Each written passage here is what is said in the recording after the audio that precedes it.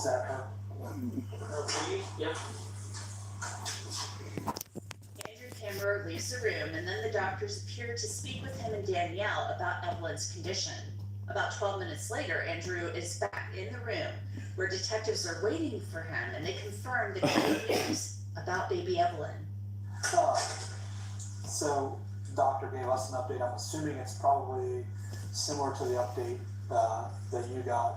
Does not look good, but they don't know. They couldn't give much information. So also while you were out, another detective called. Do you have a dog in the house? Do you need help with getting a dog to someone's house or anything like that? Your neighbor offered, I guess, a dog out or something, and then we were going to lock your house and give the keys to your neighbor just to secure it, so that way you guys could kind of have a peace of mind to be here and not have to worry. Is that okay with you? Oh, keys are here with us. So Okay, so are they good? Is the dog friendly? yeah, she's not. Is your neighbor familiar with the dog? Yes. Okay, so are you with the neighbor to take care of the dog? Sure. And then would you like us to go ahead and just lock the house that way you guys don't have to, or no? That's fine. The house is secured. So before you went out, we were talking.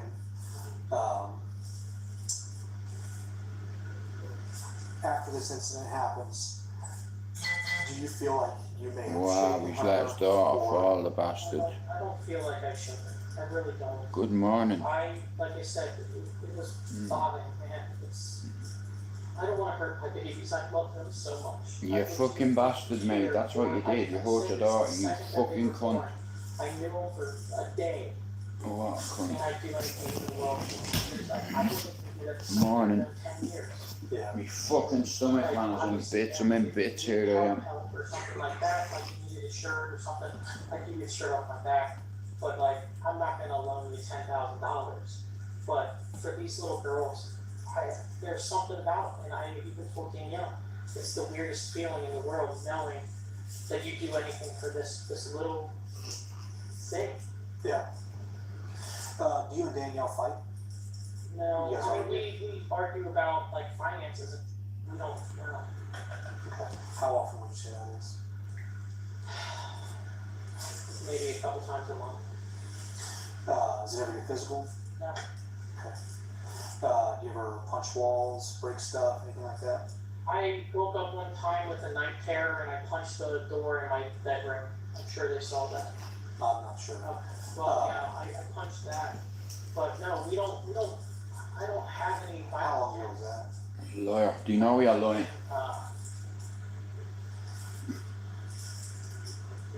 Maybe like earlier this year, like the beginning of the year, like January. I couldn't even tell you. It happened so long ago. This whole year has felt like it's been 10 years. I'm not gonna lie to you, this has been the longest year and the roughest year of my entire life. Definitely. But you didn't punch any walls or break anything this morning? No, Okay, what about last night? no, Okay. What about Danielle? no, Does she ever punch walls or break things when you guys get in an argument? no. Does she ever get physical with you? No, she's real passive. Okay. So if you guys do get into an argument, do you feel like you or her shut down, or do you guys amp up? She shuts down, I ask questions, I'm very solution oriented, and I wanna find an answer. I wanna know how to fix this. How do I get to where it's going? She's kind of passive, she doesn't wanna say something to hurt feelings, or she doesn't want to say something and regret it or something like that, so she's a little more passive. She shuts down a little bit. Andrew Kammerer has told detectives that he's had the worst year of his life and that he and his fiancée Danielle argue about finances, but he denies that he punched a hole in the wall of that home that morning. Then the detectives decide to confront Andrew with their suspicions. So, is it possible that something else happened this morning that you're not telling us that goes along? Evelyn falling out of her changing table? No, man, I told you everything. There's not another thing that I can think of that I haven't told you. You dropped your daughter, you fucking dickhead. By as much. You know what I mean? I'd fucking kill him, I swear to God. So they did send me a picture of the changing table. You know, Yeah. And it's he looks like a fucking concave in the bacon and anyway. which, you know, That's what I was telling you. It's kind of He like looks round, guilty as right? fuck. It's kind of got like a rounded edge to like a He half- dropped his little girl, the bastard, look. outside backing you or anything, but I see that and I'm like, yeah, He dropped his little daughter, didn't he? What you're saying, man. You know, he said he dropped her by accident, but she's got a lot of injuries, you know what I mean? All these things like that. But they moved. She moved so much. Right? Yeah, she's not moving no more, is she though? Moves around tremendously. They both do. Bastard. Like, You know what I mean? Yeah, it cunts like that, you know what I mean? I've no time she's for. all over the place. They both do. They move so much. I don't know how. I don't know how you could get past that, you know. Yeah. Oh, is it possible? And statement or vision is just conformed into her falling off this changing table. No, I've never dropped them. I've never done anything. well, you fucking did now, didn't you?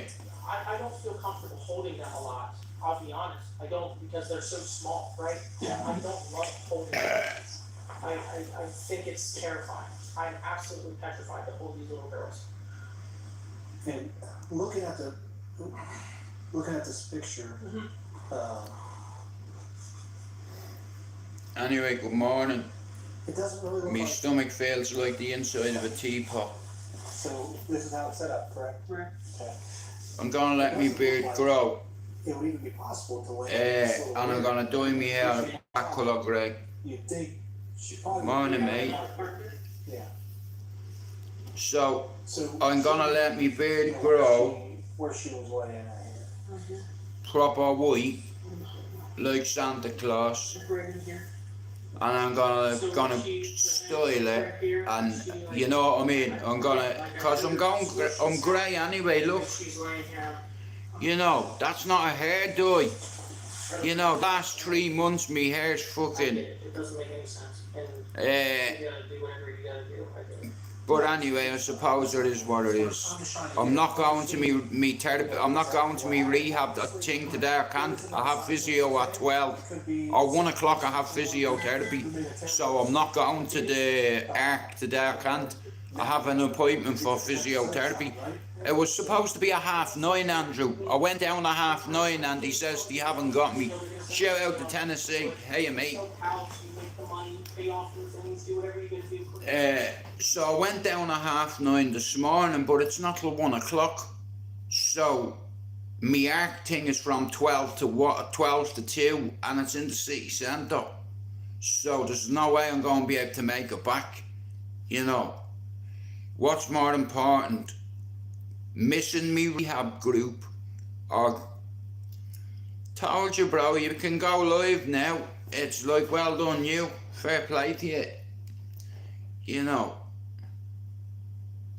Good man, like I said here.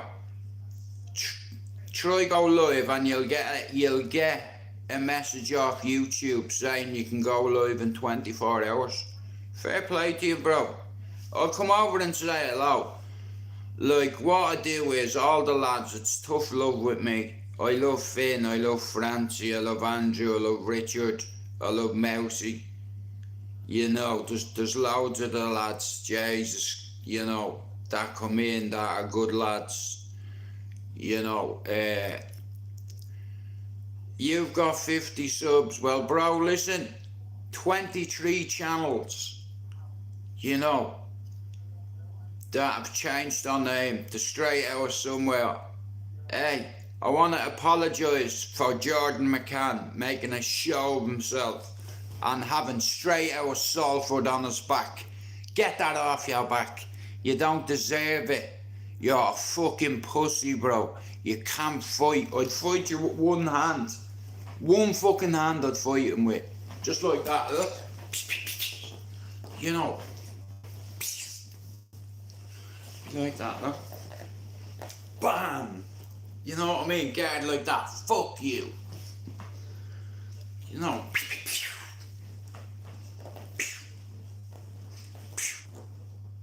Be like that, look. Hands behind the back. Go on, here. There you go, look here. Go on, do something. Just. Hey, do you know what I'd like to do? I'd like to have a fight on YouTube with somebody and get paid for it. It'd be great, that, wouldn't it? You know, I'm game as a badge on me. You know what I mean? I have one more left in me. If someone said to me, Jude, if you fight A, B or C, I'll pay you X amount of money. I do it. No problem. Here, you don't need 10 weeks or nothing. I'll fight you today. You know, it's only gonna take 1 or 2 smacks in the right place, you know. That, or that right foot right there, I've got one bang in it. Andrew. No, I learned to fight on the street, and I got my ass beat on the street. In order to learn, you have to go through defeat. You know, I got my ass bet like an ass when I was a kid. You know, outnumbered, but I didn't run. You know, why am I gonna run? I'm too tired to run. I'd sooner fight. You know, what's the point in running? You know, well, I've had plenty. I've had a few on the housing estate as well. And here, I fought in front of people. Hey, in front of people in that pub around there. Everybody see me fighting. You know, I'm not a tough man or a hard man or a fighting man. I can just have a fight. You know.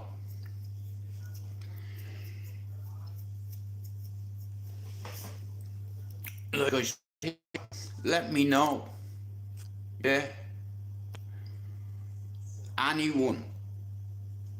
I'd fight anybody for it if the money was right. Of course I would. You know what I mean? I know I do a lot better than Jordan McCann. You know, that was embarrassing. You know him. I did dropping him from Newcastle. You know. Like I said there, headshots. You have to hit me first. You see, you have to hit me. You know, and once you hit me, I'm gonna hit you back. You know why? Because I'm good at it. I can fight. I'm not a fighting man, but I can fight. I'm not a tough man, but I can fight. I'm not a bad man, but I can fight. You understand? Don't let that fool you. My hands are destroyed, look right. Now you don't get hands like that from being a pussy. You get hands like that from hitting people in the face, from not missing. You know, you get scars like that from not missing. Do you understand? My elbows are smashed to pieces. See that? See? When you learn how to ride a bike, you learn how to pedal, and then you learn how to pull a wheelie. Now, the first time you pull a wheelie on a 125 and you fall, you don't forget. When you crash and hit a wall, you don't forget when the police are chasing you and you're looking in the wing mirror and there's 20 cars behind you. And when they get you out of the car, they bash you. Now, I'm not talking a regular bashing. I'm talking about bashed. Just bashed. not a regular bash, a proper bash. Because the police, the Garda in Dublin, were afraid of us and they knew what we were willing to do to prove a point. Now, my point is, you don't forget when you pull a wheelie.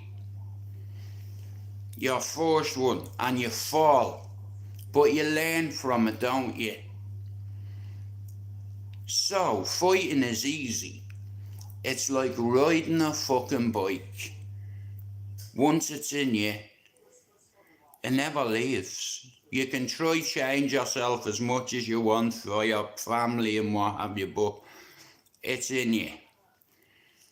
It's in me. Me father put it into me. It's not in Mark, and it's not in Alex, and it's not in me sister, but it's in me. Now, the whole exercise of learning a new skill, like riding a bike without falling off as a kid, you're gonna fall off, right? The only way to learn is to fall, right? Now, how about this? The only way to swim is to get fucked in. I couldn't swim as a kid, you know, and my uncle fucked me in. You better start moving your arms or you're gonna drown.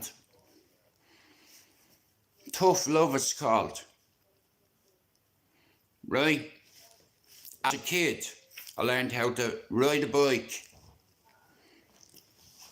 I learned how to handle pigeons and ferrets.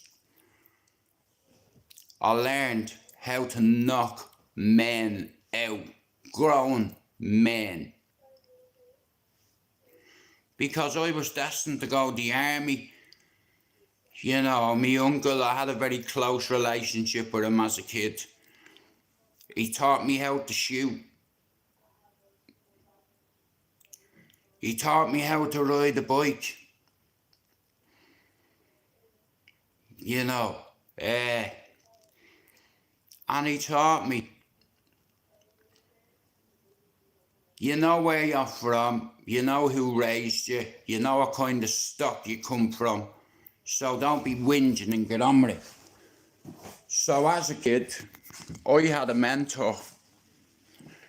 You know, my mentor wasn't me dad. You know, do you know who my hero was? He was my hero. Him right there, look.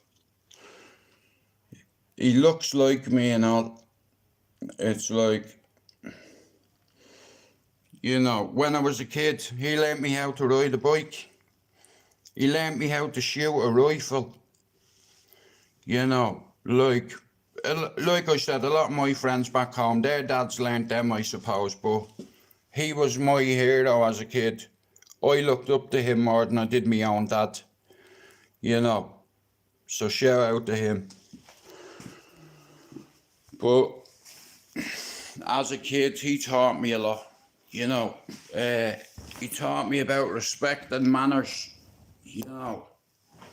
You know, if people don't respect you, make them. You understand? Do something. You know.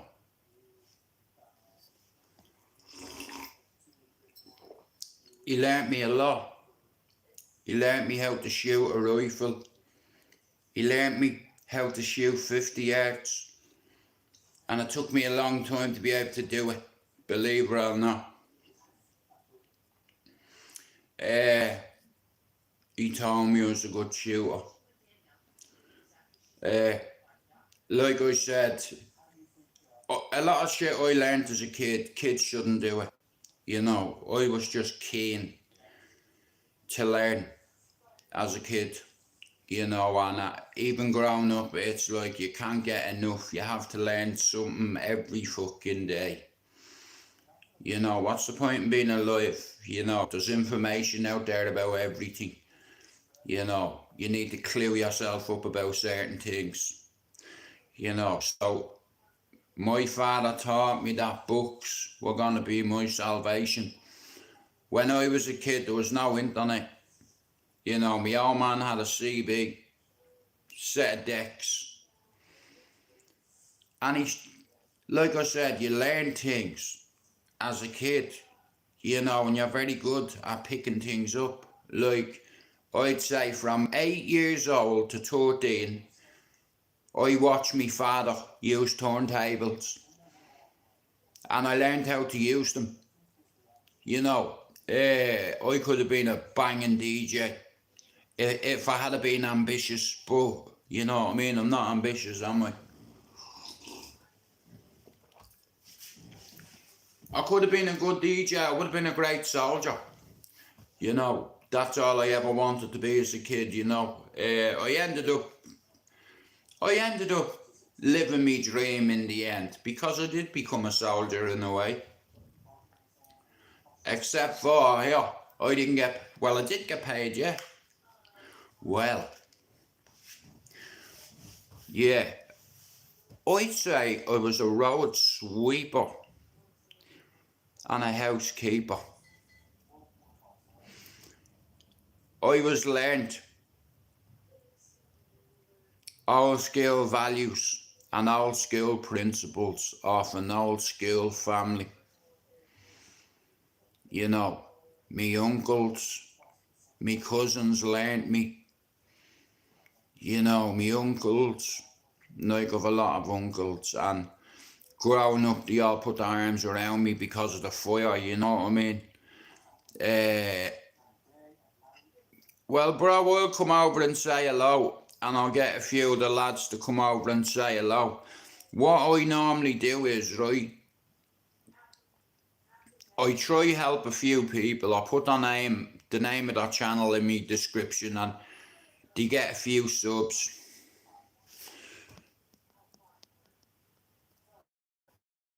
Bro, you don't need to share that with us, fucking hell. Too early in the morning for that, bro. But I'm glad you had a good one, because see me, I struggle. I'm jealous. I envy you.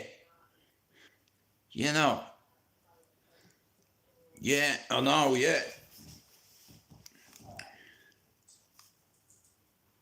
Like I said, bro, it's a strange place, YouTube. You get strange individuals on here, but it is what it is. You know, yeah.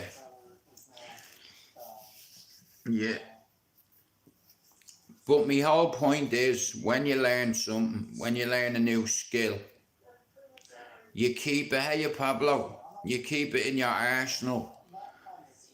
You know, but Jordan McCann the other night, honestly, straight out of Salford, hey, you're fucking embarrassing. You know, you're embarrassing. You lived on this street, Jordan. You live down the bottom, the McCanns. Yeah, I ain't scared of you, bro. I'd whoop your ass. Yeah, I'd beat your fucking ass, mate, all day. I'd beat you like an ass. Them big teeth. You know what I mean? None of them can fight. You know, all these cunts that are giving her all that. You know, like, look at Big Stacks, the hardest man. Yeah, you are the hardest man. You got to smack into the mouth and you quit. You understand? I'll be honest with you. I like Big Stacks, but at the end of the day, you don't go around saying you're the hardest man or fucking what have you, because they're going to get people putting it on you. You understand? Good morning, Luke. Now, Pablo, listen. You go around telling people, oh, I'm the hardest man in the UK. All right, let's see it then. Show me. What do you mean? Show me. I don't understand. Fuck off. There you go. Now hit me back. Show me how hard you are. Show me. You know, that way. I am not racist or gayist, and if I've anything to say, I'll say it to your faces. You know, make no mistakes. Eddie Hall's the hardest man in the UK. I'd say he's one of the hardest hitters in the UK, but he's not the hardest man in the UK. Have you ever seen Martin Ford? Would you fight him? No way. Shout out to all the queers. Sorry, shout out to the LGBT community. All the stairs and dares and fears and yeah. I better not say it or I get into it. Shout out to Shirley Bassey. So today I'm supposed to go to my arc, you know, the routes to recovery, yeah? But I can't go, Pablo, because I have to go and I have a physiotherapy session on my right knee. You know, I mean, bro, you know what? I've never had any help with this, but it's getting worse as I get older.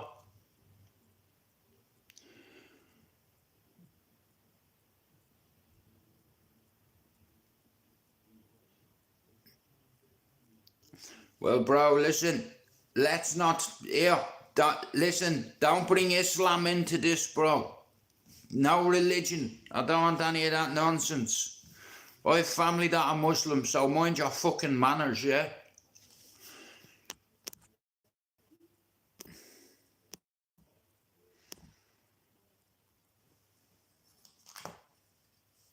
Mind your fucking manners, bro.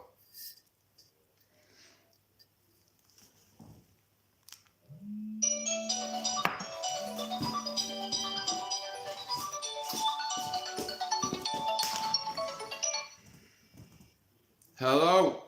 Oh, jeez, Paul. Yeah, I'm alright. Yeah, listen, so check this out, right? So today, I had an appointment at 9:30 for physio this morning. I went down, he says they hadn't got me on the system. Then he found me, he said, your appointment's not at 1 o'clock. So I won't be going to that arc today because I have to go for physio. No problem. No problem. Physio, are you then? Yeah, but not, about, what time is it? 1 o'clock, yeah, my physio's at 1 o'clock. Well, I'll tell you what, Jude, can I ring you later on this afternoon? If you've got time later on this afternoon, I'll pop round and see you. Yeah, that's not a bother, yeah. Brill. I think it's important that you get your physio sorted, so Yeah. let's get that done and I'll give you a ring about 2:30, yeah? Sweet. Nice one. All right, speak to you soon, Jude. Alright, Take sweet, care, mate. bye. Fuck off.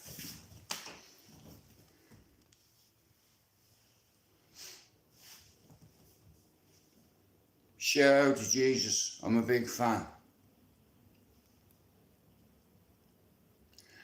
Yeah, I have a fucked up leg. You know, my knee is getting worse. Don't get me wrong, I've a couple of good kicks in me fucking leg, you know, but other than that, I'm fucked. You know, I'm super compromised. You know, no joke, T. Honestly, no joke, T.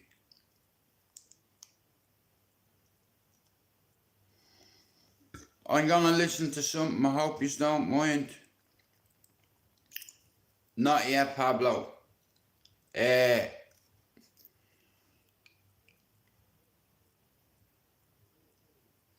have to. They give me a thing, a little bottle that they want me to fucking show you.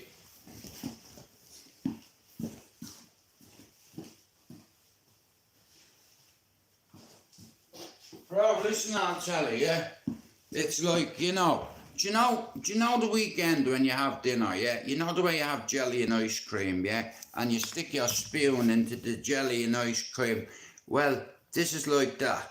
Except for it's not jelly and ice cream I'm scooping. I have to get a bit of geek on that. A bit of geek on the stick. Pop her in there real quick.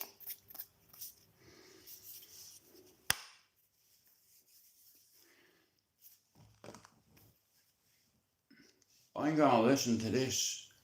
Shout out to you, man. You listening?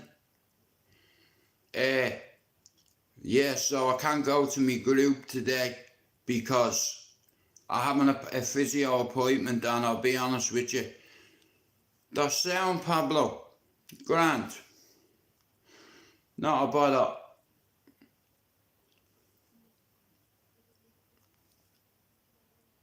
Can you notice a little change in me, bro? I've tried to be calm. Here changes the world. few suggestions that may help you on your way to a better world. And while these lessons were learned during my time in the military, I can assure you that it matters not whether you ever served a day in uniform. It matters not your gender, He is indeed, your bro. religious background, your orientation, or your social status. He's the reason why I've not killed myself. And the lessons to overcome those struggles and to move forward. How about that for truth? See that boy? Will apply equally to all. Only for that boy, I'd have taken my life. Probably. You know, because the pain is getting too much, and it's easy for people to say, ah, Jesus, but listen, it's not pleasant for me. Every day I'm bleeding, I'm in super pain, and I just get on with it. Do you understand? It's like, and I'm not going to lie, a few times I've thought, you know what, I can't deal with this anymore. But I have loads, I have a lot of family. I have 4 kids and 2 grandkids, and that's the reason why I'm here every day for them.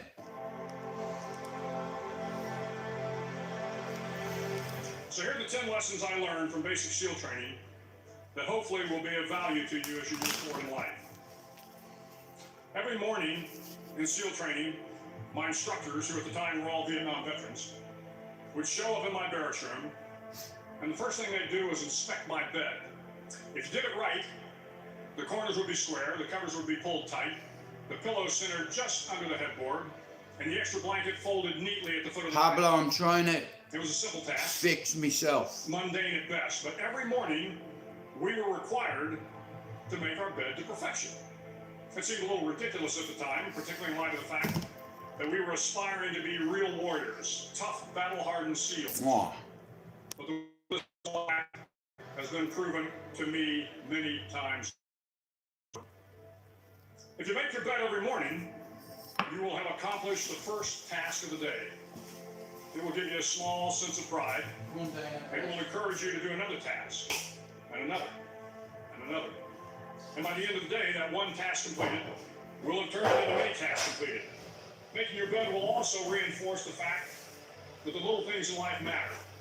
If you can't do the little things right, you'll never be able to do the big things right. And if by chance you have a miserable day, you will come home to a bed that is made. That you made. And a made bed gives you encouragement that tomorrow will be better. So if you want to change the world, start off by making your bed.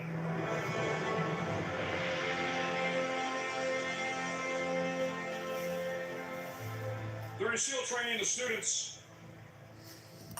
students are all broken down into boat crews.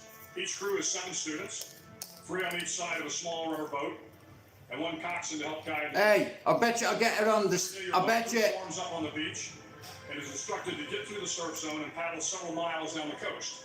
In the winter, the surf off San Diego can get to be 8 to 10 feet high, and it is exceedingly difficult to paddle through the plunging surf unless everyone digs in. Every paddle must be synchronized to the stroke count of the coxswain. Everyone must exert equal effort, or the boat will turn against the wave and be unceremoniously dumped back on the beach. For the boat to make it to its destination, everyone must paddle. You can't change the world alone. You will need some help. And to truly get from your starting point to your destination takes friends, colleagues, the goodwill of strangers, and a strong coxswain to guide you. If you want to change the world, find someone to help you paddle. Over a few weeks of difficult training, my SEAL class, which started with 150 men, was down to just 42. There were now 6 boat crews of 7 men each. I was in the boat with the tall guys, but the best boat crew we had was made up of the little guys, the Munchkin crew we called it. No one was over 5'5". The Munchkin boat crew, 1 American Indian, 1 African American, 1 Polish American, 1 Greek American, 1 Italian American, and 2 tough kids from the Midwest. They out-paddled, outran, and out-swam all the other boat crews. The big men in the other boat crews would always make good-natured fun of the tiny little flippers. Yeah, Pablo, yeah. The Munchkins put on their tiny little feet prior to every swim. You see, I'll tell you something, Some of these Pablo. little guys from every corner of I'll the be nation honest with you. always had the last laugh. I'm a man, Be Pablo. faster than everyone in reaching the shore. long You before know, I'm a us. fucking man. So training was a great equalizer. You know, Nothing I matters. grew up with a lot of young men Succeed. Not your color, not your ethnic background. who taught me lessons. If you want to change the world, measure a person by the Pablo, size of I have 2 good kicks in it. size of their flippers. Several times a week. the Shout out to instructors Pablo. line up class and do a uniform inspection. Pablo's been like my big brother on here. Your hat had to be perfectly starched. Proper. Your uniform immaculately pressed. Your belt That's buckles why I love free of Pablo. smudges. But it I seems love no Finn matter as how well. much effort you put And into Mercy, your hat, and Francie and all. polishing your belt buckle, And Andrew and Richard, I get on with a the lot of instructors would people. find something wrong. For failing the uniform inspection, the student had to run, fully clothed, into the surf zone. Then wet from head to toe, roll around on the beach until every part of your body was covered with sand. The effect was known as Sugar cookie. sugar cookie. You stayed in the uniform the rest of the day, cold, wet, Wet, and sandy. miserable. There were many a student who just couldn't accept the fact that all their efforts were in vain, that no matter how hard they tried to get the uniform right, it went unappreciated. Those students didn't make it through training. Those students didn't understand the purpose of the drill. You were never going to succeed. You were never going to have a perfect uniform. The instructors weren't going to allow it. Sometimes, no matter how well you prepare or how well you perform, you still end up as a sugar cookie. It's just the way life is sometimes. If you want to change the world, get over being a sugar cookie and keep moving forward. Every day during training, you were challenged with multiple physical events: long runs, long swims, obstacle courses, hours of calisthenics, something designed to test your mettle. Every event had standards, times you had to meet. If you failed to meet those times, those standards, your name was posted on a list, and at the end of the day, those on the list were invited to a circus.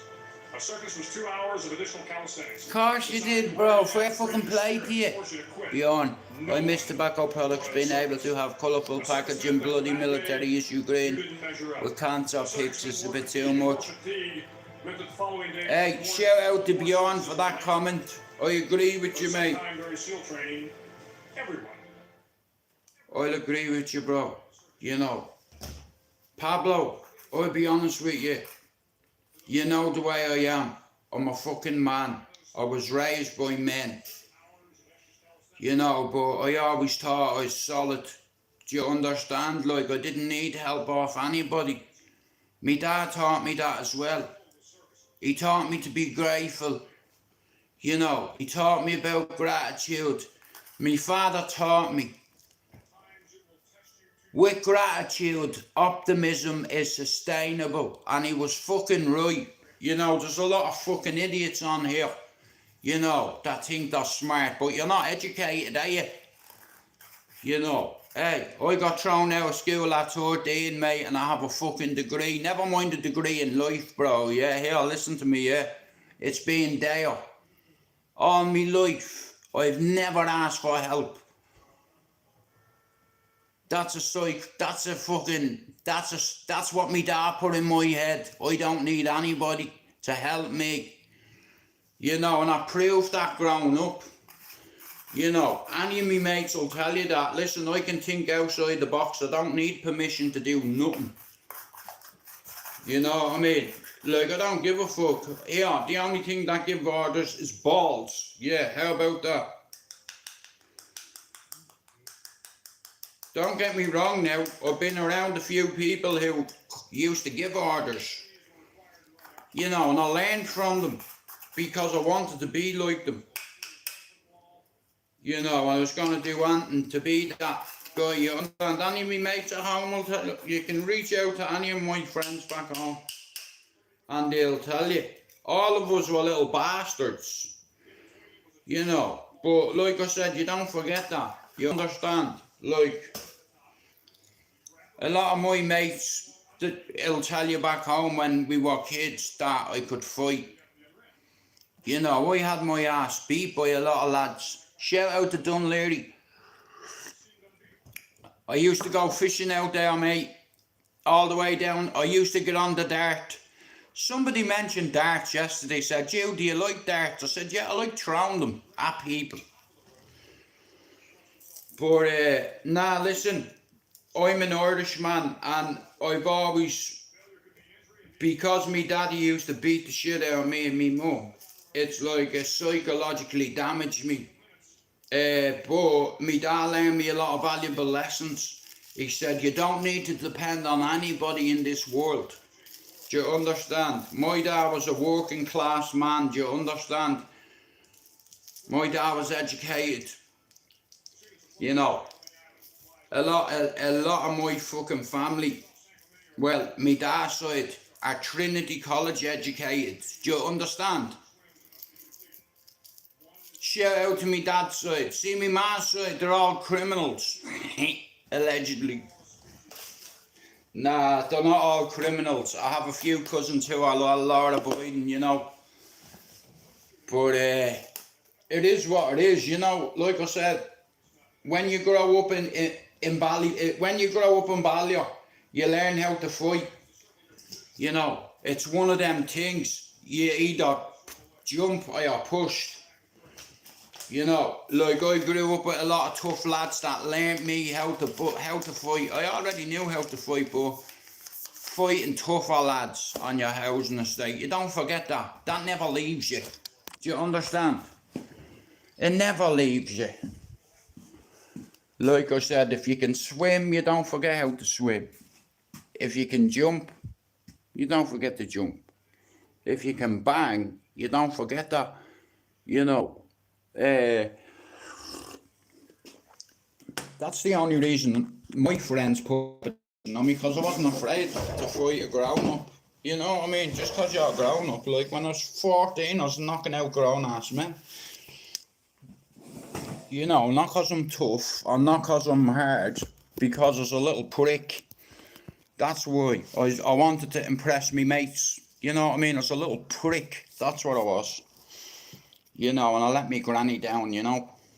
I let me uncle down. I let them all down.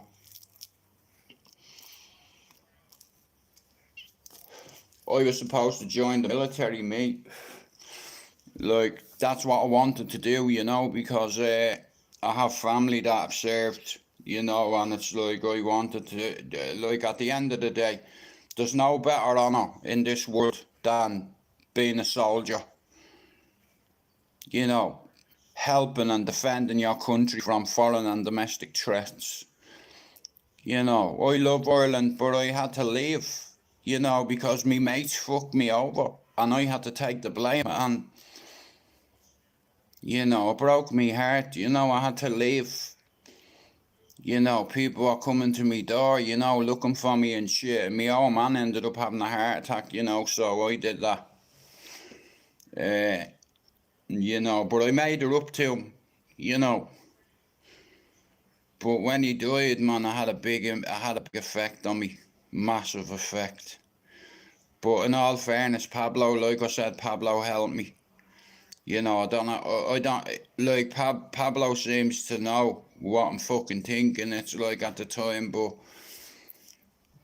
there must be a reason for you doing Irish. Boy, how do you drink? I've been heavy on it recently. Bro, look at, this is what I'm saying, right? My two brothers, at this moment, two of them are in bed with hangovers, right? Because they had a few beers yesterday, right? I don't touch the stuff, you know. I'm an ex-drug addict. I don't need alcohol, you know. Like I said, it's hard being sober, but I don't have that worry like I used to have years ago. It's like, you know, like one of the first times I attempted suicide, I'll tell you the reason why, because me dad was coming to me in my dreams, telling me how ashamed of me he was. Things weren't going right in my life. My mental health was all over the place. I was a fucking drug addict. I couldn't leave cocaine alone, and everything, I destroyed everything. You know, like I said, it's like a lot of people don't understand this, but you have to identify a threat before you can neutralise it. You know, you're your biggest enemy. Let's call a spade a spade. You know, some of us were fucking, like, when it comes to the drink, like, I've mates that are alcoholics, yeah, and if they don't have a drink, they shake, yeah, and alcohol can fucking kill you, you know. Coming off heroin can kill you, you know what I mean, but coming off alcohol can. And there's, like I said, I have a lot of family that like alcohol, okay. I've a lot of family at home that like fucking alcohol, Irish boy, yeah. Where are you from? Where are you from, mate? Yeah, because I'm in emergency accommodation the last 7 years, on and off. Okay. Wow. That's mad, that, isn't it? I've got complex PTSD, psychosis and survivor's guilt. My brother has bipolar and the other one is a schizophrenic. But bro, you're welcome in here. Listen, there's loads of people coming in out here that like a drink, you know, but I'll be honest with you, right? Drugs lead to bad mental health issues. There's a lot of people don't understand this, but you know, when you're taking drugs over the years, you're risking your mental well-being. You know, once you start taking cocaine, you're 24. Fucking hell, bro. My daughter's older than you. I have a 32-year-old son. Well, bro, listen to me. You're young, you know. And here's the thing, right? You just said that. Bro, listen. There's help for you. You see what you just said there? You drink to forget. I'm not gonna ask you what you want to forget, but I know it's trauma, right? So basically, you're numbing the pain inside because you have trauma. Because, bro, listen, there's some deep-rooted thing in us all. Addiction comes from, like I said, you know, in here, like, there's a lot of people, good people in here, bro, that can help you, you know. I like putting people together, like people come in and out of my life, and then what happens is, and guys, I want you to do me a favour. There's a guy in the chat called Straight Out of Tennessee. He's on 50 subs, yeah. If you're watching this now, this afternoon, this evening, tonight, if you're not subbed to Straight Out of Tennessee, can you do it? And if you ever see him live, and none of us are live, go in and say hello, because he's a nice fella. You know, if you're not subbed to Irish Boy 44, can you give him a sub? It's like, cause here's the thing, I've helped a lot of people with their channels, bro. I've helped a few people. Wow. Well, fair play to you, bro. You don't need fucking help. You're fucking established. But, nah, fair play to you. It's like, bro, listen, and I'll tell you, right? Most of the people that I know have problems with drugs and alcohol, you know, and it's deep-rooted. I always tell people, like, when I was a young kid, when I was 4 years old, I lit a fire in me ma's, in the house, flat, under the bed. The bed went up. I tried to crawl out from underneath it. I was on fire. And I looked and I seen a milk crate. And I ran into the hall, turned the milk crate upside down, stood on it. And as soon as I opened the fucking door, mate, it's like I got blown onto the balcony. My little brother and sister died. So most of my life, I'll tell you what started with me. I started sniffing gas, sniffing Tipex tinners, sniffing petrol, sniffing glue. Then I started smoking cigarettes. Then I started smoking hash. Then I started going near LSD and microdots. Then I went near ecstasy. Then after ecstasy, I turned to heroin. Then after heroin, I turned to cocaine and ecstasy and methadone and codeine and diamorph and oromorph. Yeah. Like I said, bro.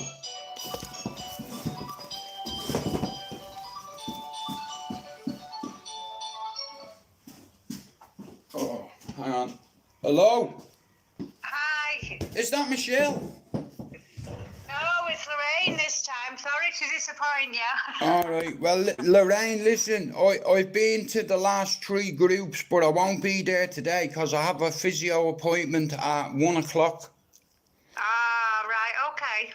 But I'll be at the one next week, like, because I was told I only need to attend 4 groups, but I know there's another 4, so I'm gonna go to the next 4, but I'll miss today because I have to go and get them to have a look at my leg because I got blasted in my knee a few years ago, yeah, Right, and I've just tried to man it out and fucking hope it goes away, but it's getting worse, so I won't be able to attend today, but I will be there next week. Okay, brilliant. All right, well, I All hope right. all goes well today. Thank you. Thank you. right, All right. take Take care. care. Bye bye. Bye-bye.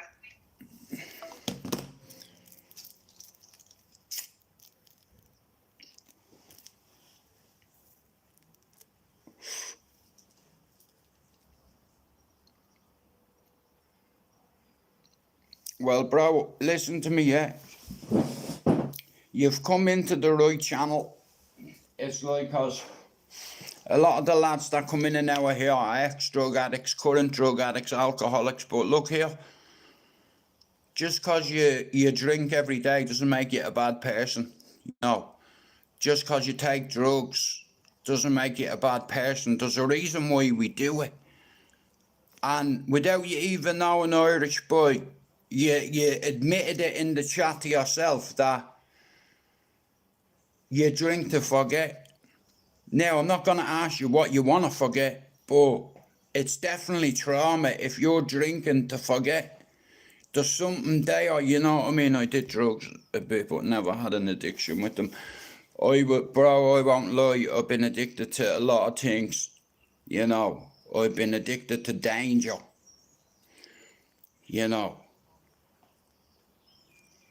Adrenaline junkie, a heroin junkie, a cocaine junkie, a codeine junkie, a crack head junkie, pill popper.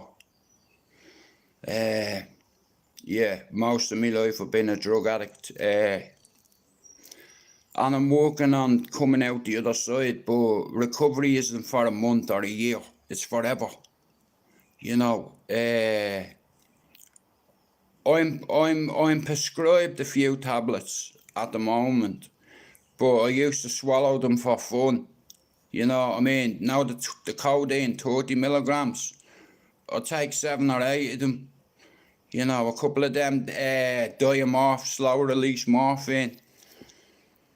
But the drugs will only lead you down a bad path. Bro, you see Pablo there? Pablo's a good fucking bro. He's learnt me a lot. And I don't know whether I'd have been still here. You know, because it's hard life sometimes. Do you understand? It's very fucking hard. You know, I have to watch everybody around me get drunk and if I make one mistake, I'm the biggest fucking cunt in the world, you know. And that's what you're dealing with nowadays. Like, at the end of the day, there's no difference between alcohol addiction and drug addiction. Addiction's addiction. You know, you have to identify it.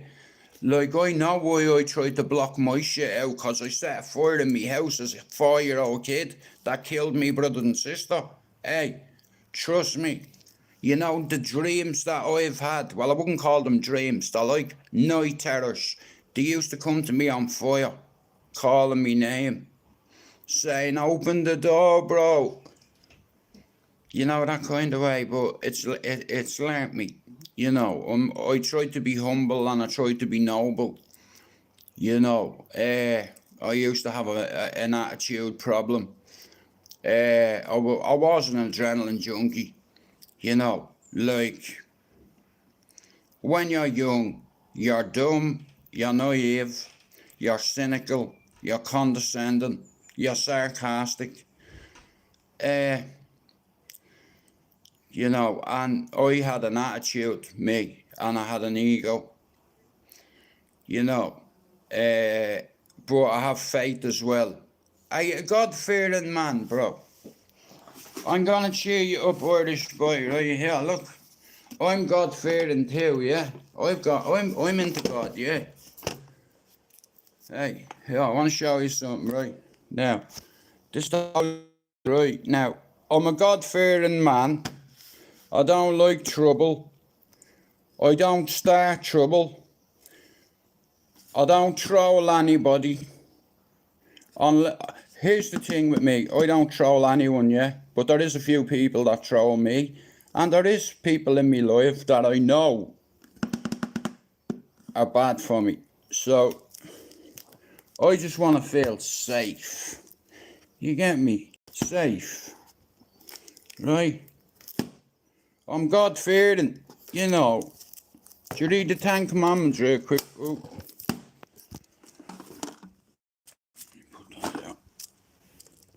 Yeah, I'm God fearing. How are you, Alex?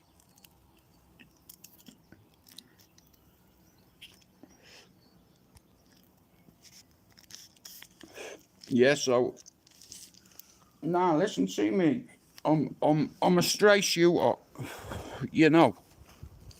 I'll tell you how it is. You know, like none of us are perfect. You know, like there's a lot of us, yeah. A lot of addicts, whether you're an alcoholic or whether you're into drugs, or that does not matter in here. You know, nobody's better than anybody on here, but there's a lot of people have God complexes, inferior complexes. Do you understand? And there's a couple of them that need a good smack. You know, like I said, of everybody on this community, for 8 years now, I could have easily grown a monster of a channel by calling everyone out. But I'm not here for that. You know what I mean? The way I see it is, you know what I mean, you don't forget to ride a bike. You know what I mean? I'm not lying. You know, you don't, like, I'm humble. I'm not a tough guy or a hard man or a fighting man. I can just fight. You know, and believe me, I can fight. You know, I'm shit at a lot of things. I'm the worst fisherman in the world. You know, but I tell you one thing, I know I can bang. You know, but I don't look for trouble. You know, you never heard me calling anyone out. I could have grown a monster of a channel and calling everyone out.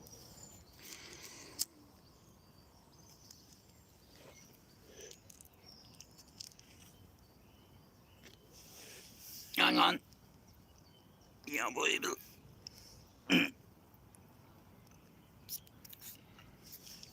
Well, look, the way it is, yeah, a lot of Irish people come in here.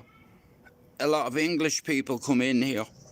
And the way I see it is, I don't care where you're from, I don't care what country you're from, I don't care what religion you are, I don't care what sexuality you are. Hang on, I'll put it to you another way. I am not a gay. I am not racist nor gayist. If I want to say, I'll say it to your fucking faces, and you would never ever trade places. But don't make that mistake. Like, there's a few people, listen and I'll tell you right. Now, I try to be humble and noble.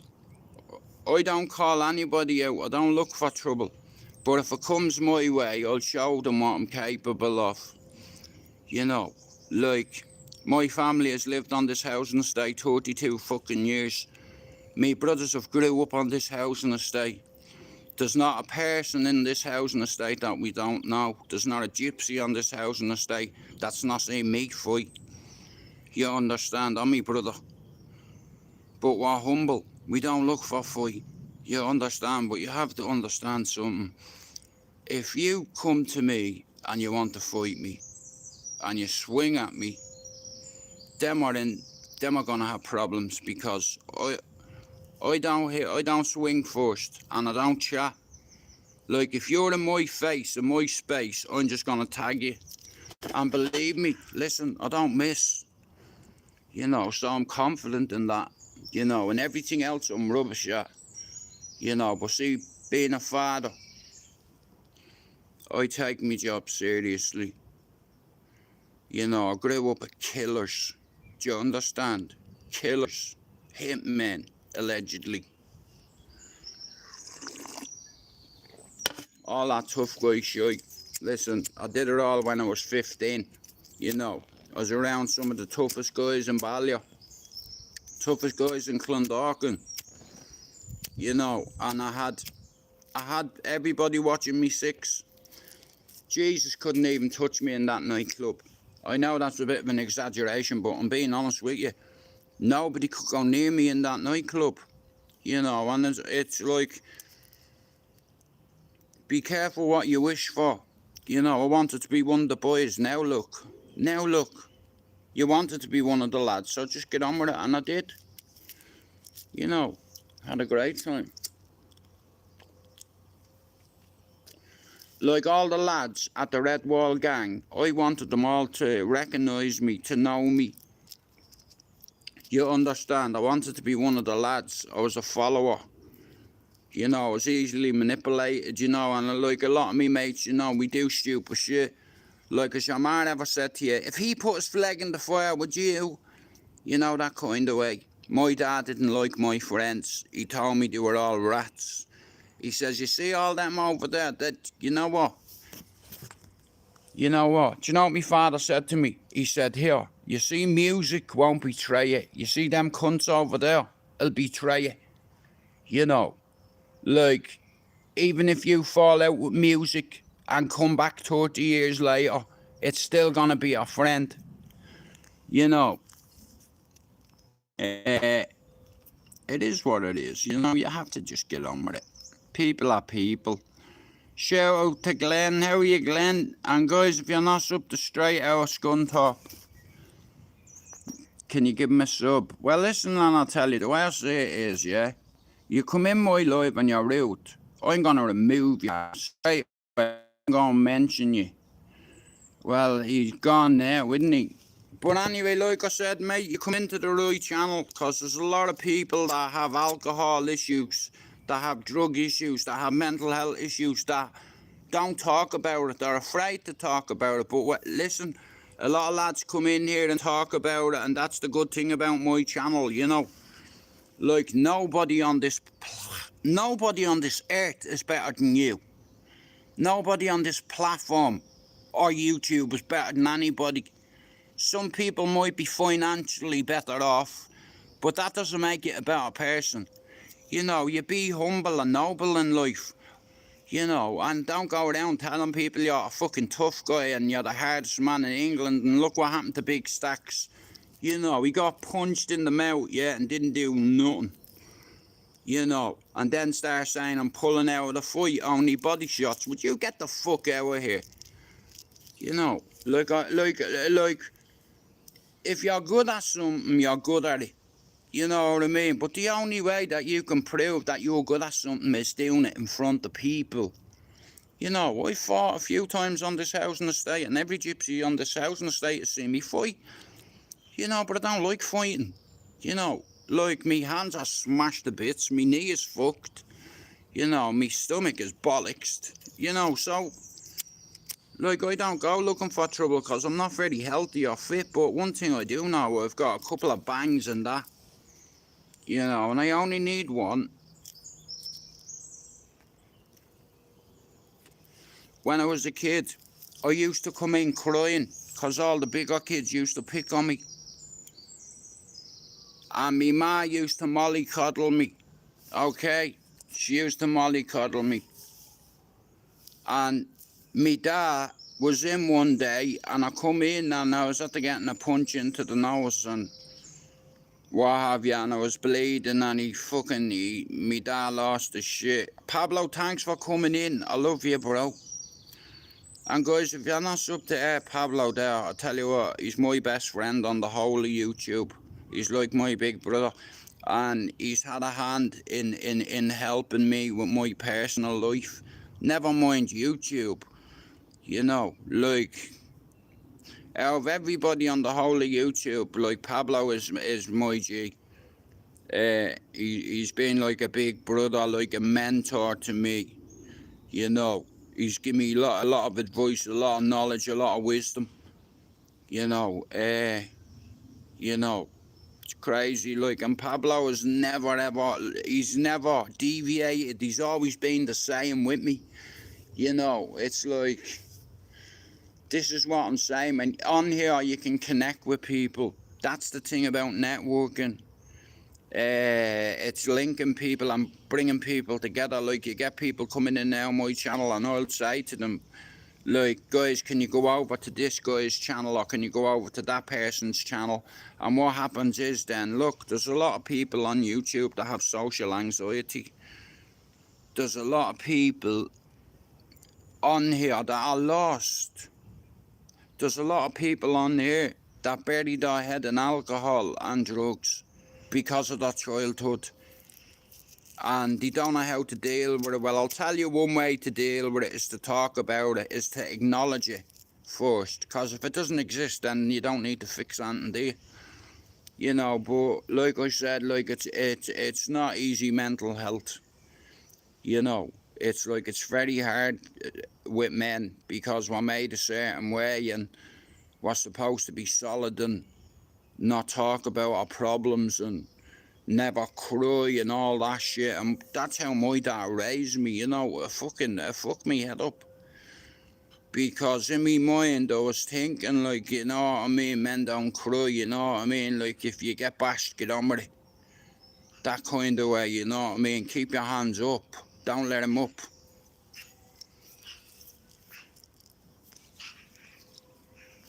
And it's fucking stayed with me for 4 decades. Like, me dad, he was, you know, he was a certain way, you know, he was a good man, even though he bet me and me man like an ass, but he hadn't a great childhood. Like, my dad's brothers died on his birthday, on his 10th birthday. The 2 of them drowned in Drogheda, you know.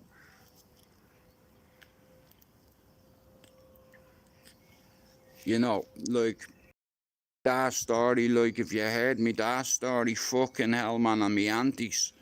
Like, I've aunties that were put into convents in Golden Bridge, and shit was done to them. And years later, they took the bastards to court and won. You know, but like I said, me dad, me aunties, we try to help people. We volunteer our time for free. My auntie opened up the Ashleen Centre in Dublin, the biggest women's refuge in the country. Her and Christine Buckley, rest in peace to Christine Buckley. But my family, we all help people. You know, my son's the same. You know, he works for an organisation that helps children that have really bad mental health issues and other issues, you know. Like, there's a lot of kids, like, that go to school, like, without breakfast, and, you know, like, I learned about a condition that I didn't realise I had either. It's called ACEs, Adverse Childhood Experiences. Like, when we were children, like, a lot of my friends' daddies had a drink, you know. And the odd time you might hear it out with your mum and dad, but that seemed normal, you know. But it's not normal, you know. I think that's the reason why I never went near the drink. Don't get me wrong, I did have a few drinks over my lifetime, but it's like I used to, on a Friday night, get a couple of bottles of that cheap Jaeger up in B&M and 3 grams, you know, that night. It's like, that's what my Fridays were like. I was working as a chef at the time. Let me go in. I was working as a chef, yeah. It's like, and I was mad into it. You know, like I said, all the chefs were doing it, and I kind of got into it myself. But shout out to Pablo.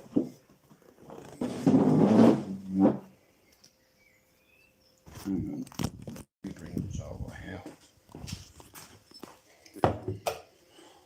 No, listen, I'll tell you, right, the way life is sometimes, it's like, you know, you get people that are just nasty.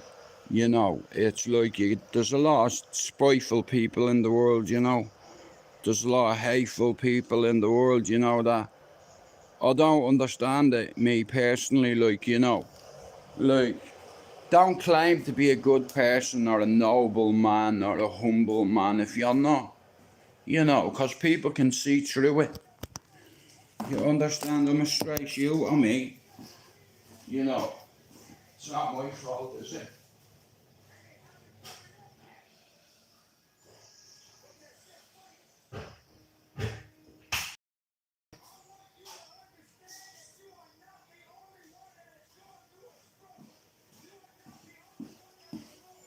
No, listen, life is hard.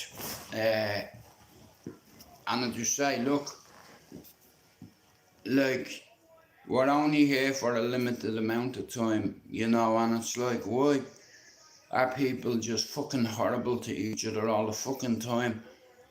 You know, society running us down, telling us that we're no good, telling us that we'll never amount to nothing, or we'll never make a change or a difference, or, you know. I told me son many years ago, in order to reach greatness, you have to give it everything you have for 4 years and come out the other side with a degree that you can take around the fucking world. You know, I wanted to rebel against my father as a kid, you know, but see my son, he never rebelled against me, he did everything I said. We had a plan, you know, I was his coach, I was his mentor. You understand? He looked up to me to guide him, and I guided him to the Mersey. And he had to swim it. You know, I couldn't swim it for him. I wanted to, but I couldn't. And never guess what he did? He swam it and come out the other side with a degree in psychology. And then went on and he didn't finish his masters. He done half of it. Like I said, it's like,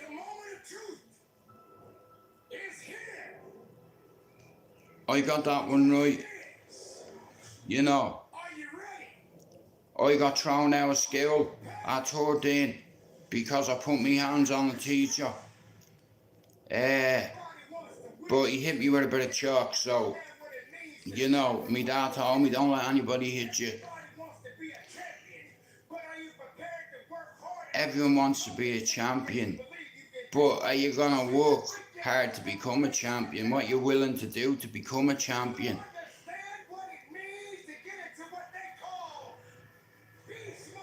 Beast mode.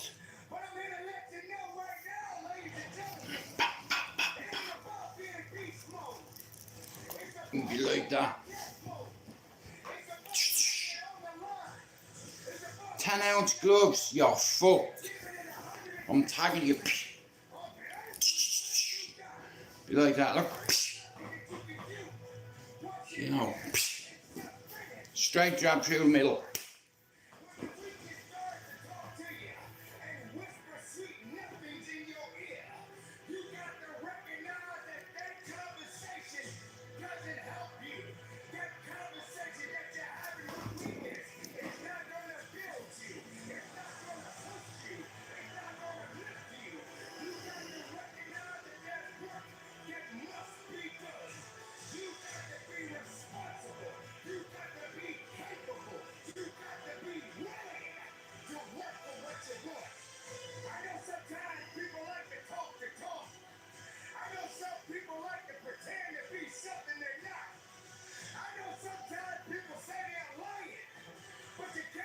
No way, I've got an appointment tomorrow.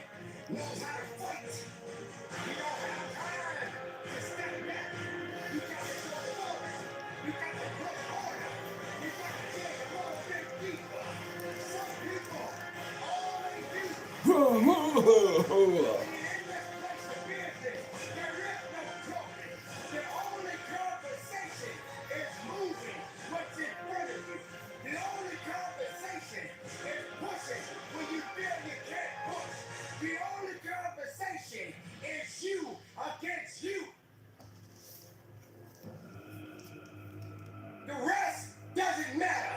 The excuses doesn't matter. The weakness doesn't count. Excuses, get out of my way. That's what this is about.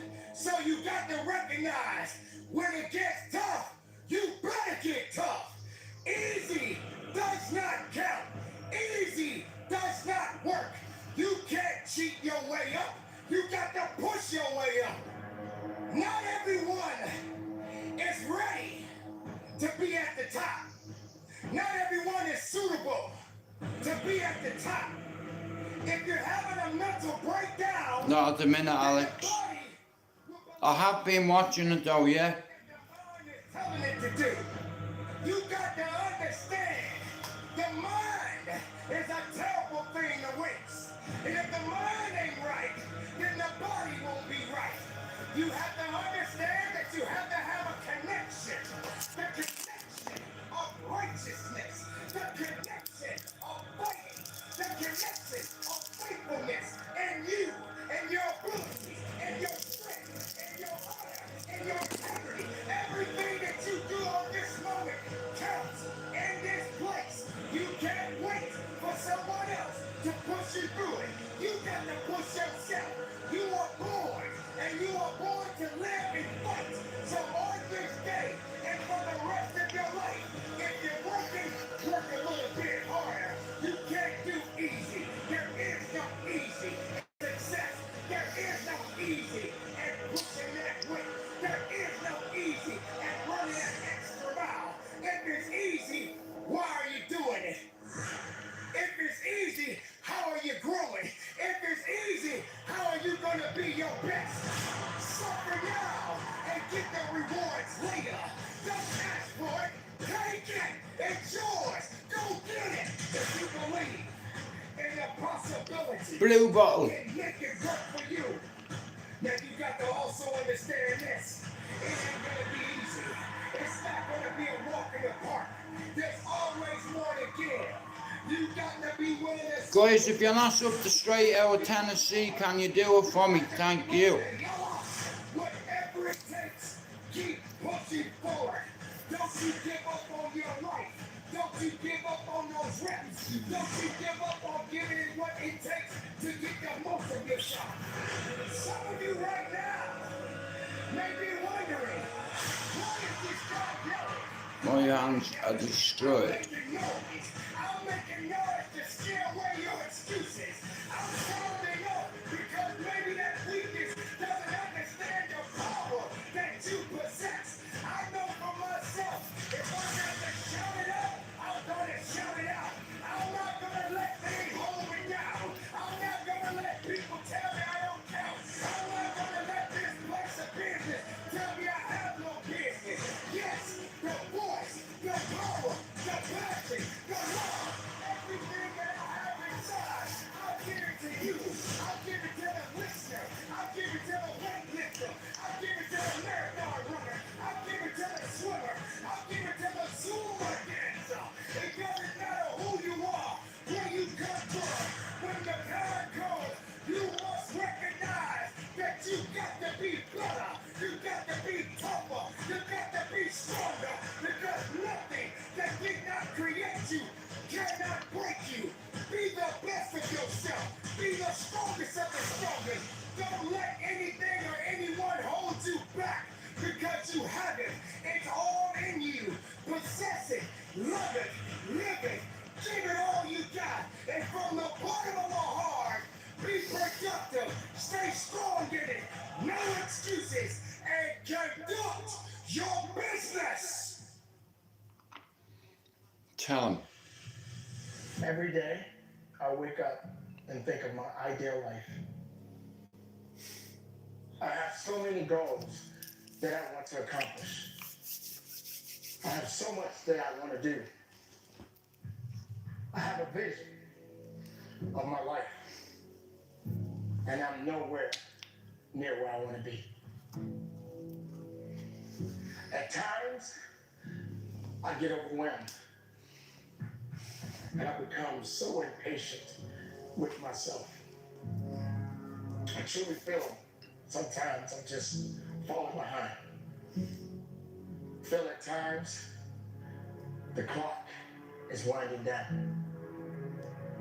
It truly is a struggle to stay positive and motivated. Sometimes, like most people, I want to throw in the towel and just give up. Sometimes it just feels like it's just no use. There's just too much ground to cover. I need to cover it so that I can get where I need to be. I need to constantly remind myself over and over again, I am not yet where I want to be. But I know I'll get there. I am not where I want to be. I'm so grateful. I am not where I used to be. I am talking to those people that are just about to give up, that are just about to lose all hope. I am here, ladies and gentlemen, to let you know that you, my friend, are going to get there. You are going to get that promotion. You are going to complete that marathon, and you are going to run for your life. Whatever you are working towards, you are going to get there. But you got to get crystal clear what it is you want. What it is that you are seeking for, what it is you truly want. You must know. You gotta know.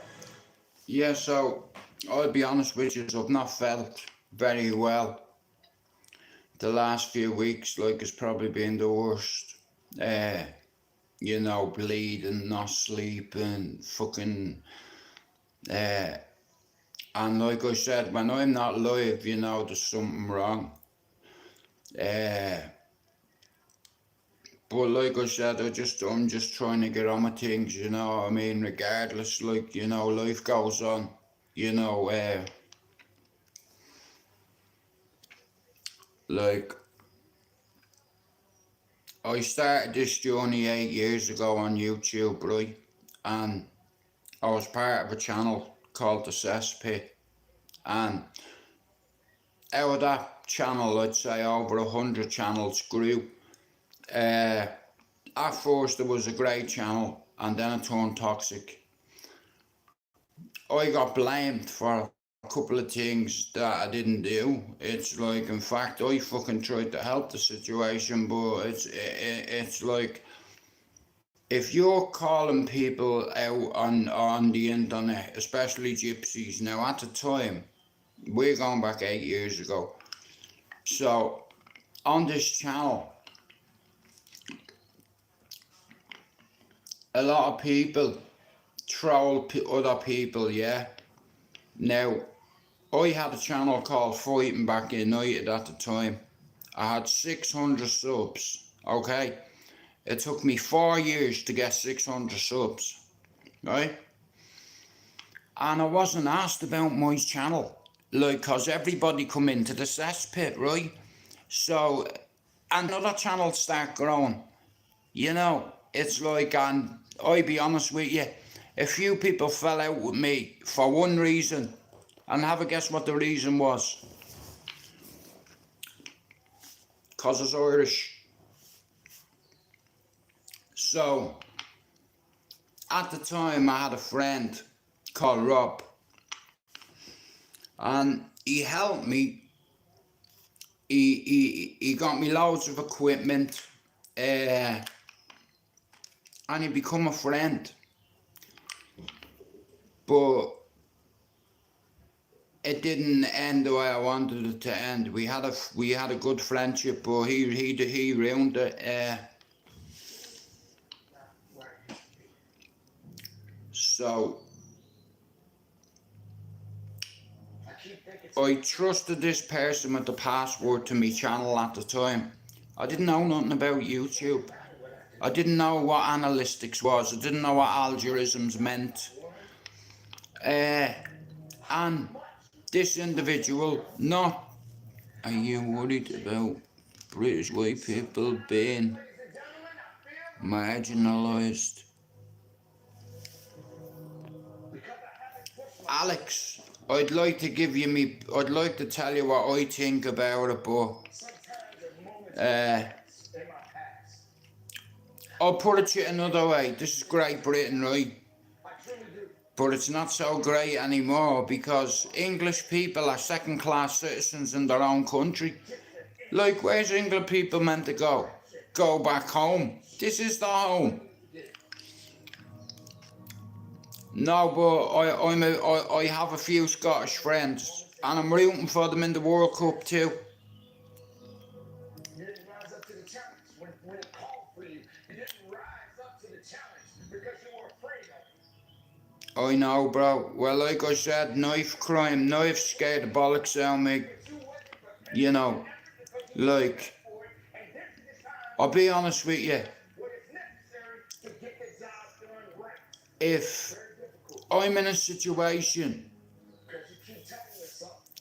and I have to defend myself and somebody has a knife and they're trying to stab me and take me away from me family and me kids, I can't let that happen. Do something. Now, when he gets a foot away from me, I'm gonna extend me right foot and kick him in the face. Cause he has a knife, right? But if he has no weapons here, let's fucking go, mate. Hey, let's go. We're ready. Come on, let's go. We're ready now.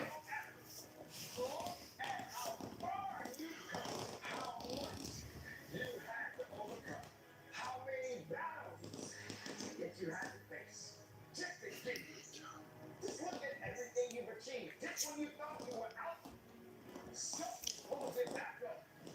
Your willpower, your faith, whatever it was, you got to where you needed to be. You have to know that it's over to live. Alright, bro. In your life, but you got to be prepared, ladies and gentlemen, to go through the challenges. This is not Well, Alex, that's now I'm Irish, doctor. Yeah. Well, Alex on YouTube, I can't give you my opinion because I get striked, but I do believe that we have a big problem. It's like COVID. It's a pandemic, an epidemic. And in Ireland, what's going on and what's going on in England, it's brought Irish and English people together. Like, I remember a few months ago, or last year, I seen a demonstration and I seen English flags and Irish flags together. And they weren't killing each other. Like, when it comes to migrant grooming gangs, Alex, I'm not a fan, you know. And there's only one solution for people like that. Like, hang on a minute. So, in certain countries, Wagwan to Top G. So in certain countries like Afghanistan, Iran, Syria, Iraq, you have Hezbollah, you've got Hamas, you've got the Taliban, you've got ISIS, you've got Mossad. Do you understand?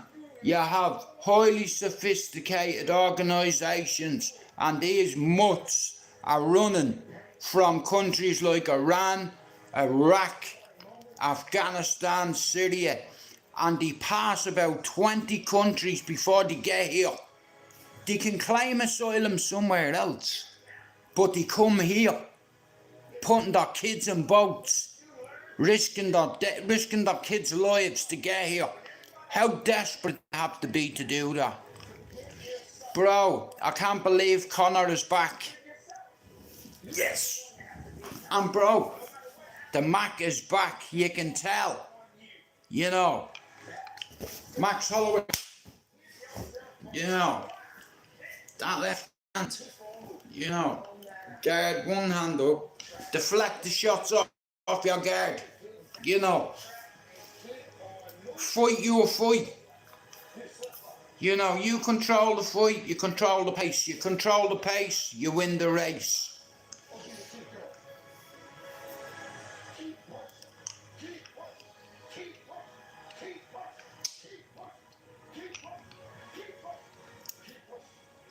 Max Holloway, that's going to be some fight. Bro, tell me you watched Justin Gaethje destroy Oil at the party, eh? And here, Pereira, I didn't see that one coming. But I'll be honest with you, Alex Pereira will become the first 3-division champion. Nobody's ever done it. There's loads of people that have done champ, but no one's done champ. You know.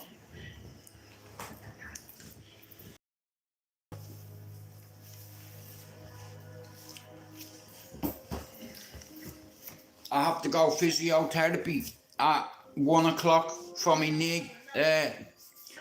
Many years ago, in a land far away, I upset a couple of people. What can I say? I am not hot, but I did get shot. Just like a stallion, trot.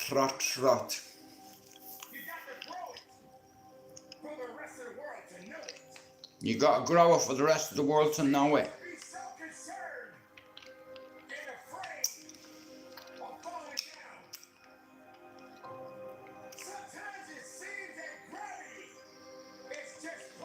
No, we won't.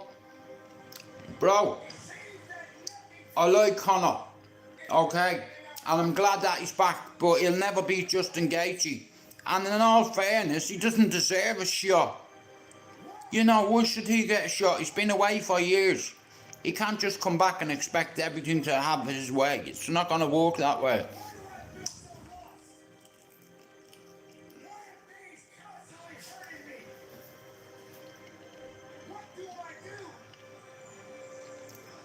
Who the fuck is that guy?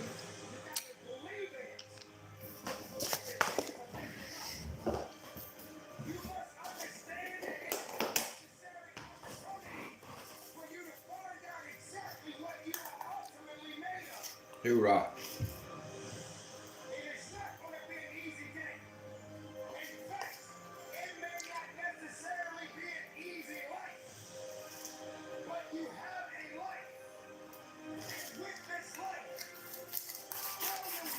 Conor said, the Russian government has come fucking big.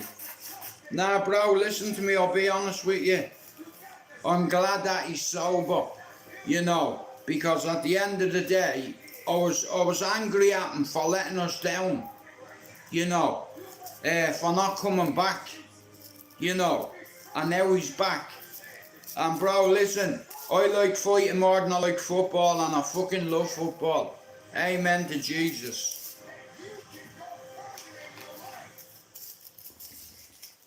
You know. My ideas, my dreams, my vision, they're gonna see. How can I progress? We're going to all the man there. If I'm afraid to take a chance, make this moment count.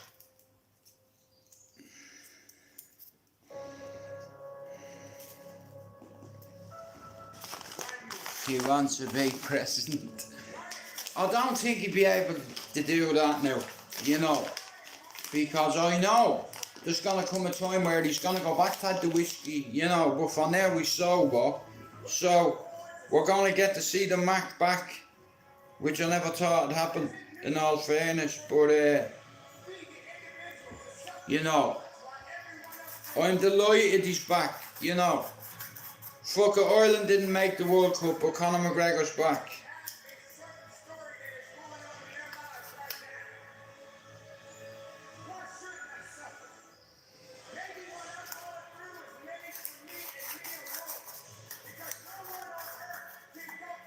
things ain't pleasant for me at the minute, I'm not gonna lie, you know what I mean? I've loads of different people worried about me, you know. But I'm doing, I can't, like today I was supposed to go to my group, but I can't go to it because I have an appointment with a physio at 1 o'clock.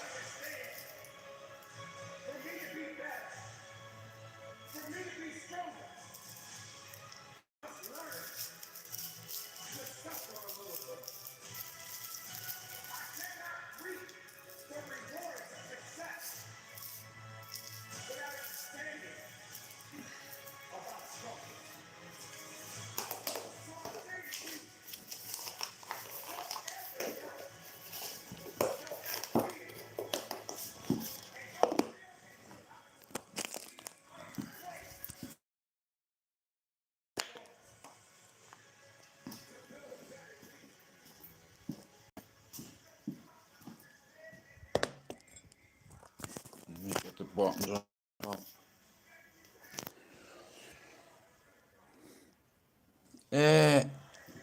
Yeah, bro, listen, I'm God-fearing too. You know the deal, yeah? You know the deal, bro.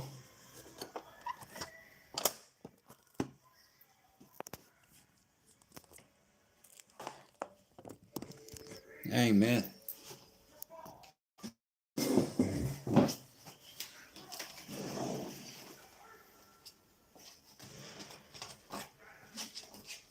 Want me to have a fight?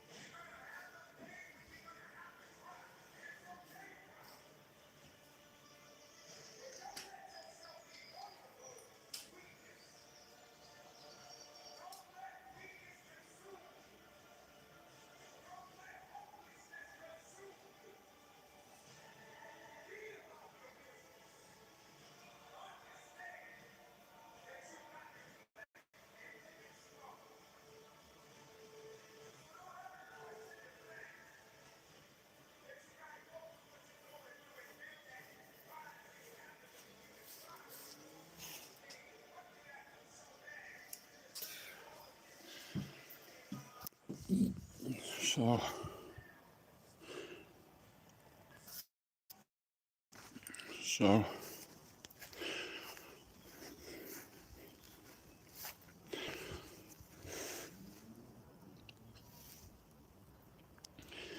yeah, it's just when the boys come, you know.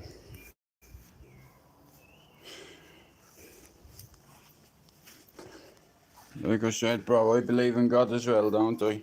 But, see, it's an illusion, the Holy Bible. Now, it's not real. It's not real. It's letting on one.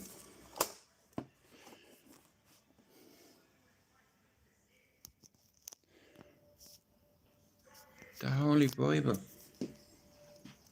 Told you. I'm a God-fearing man. You know. The last place man's gonna look is in the Bible, you get me?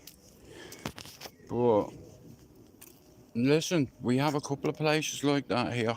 You know what I mean? It's like, but, do you want to see the real one? Nah, like I said, I'm way past that life, you know. I used to be a little bastard, in all fairness, you know. But life life will humble you, it'll break you in bits, you know. Yeah,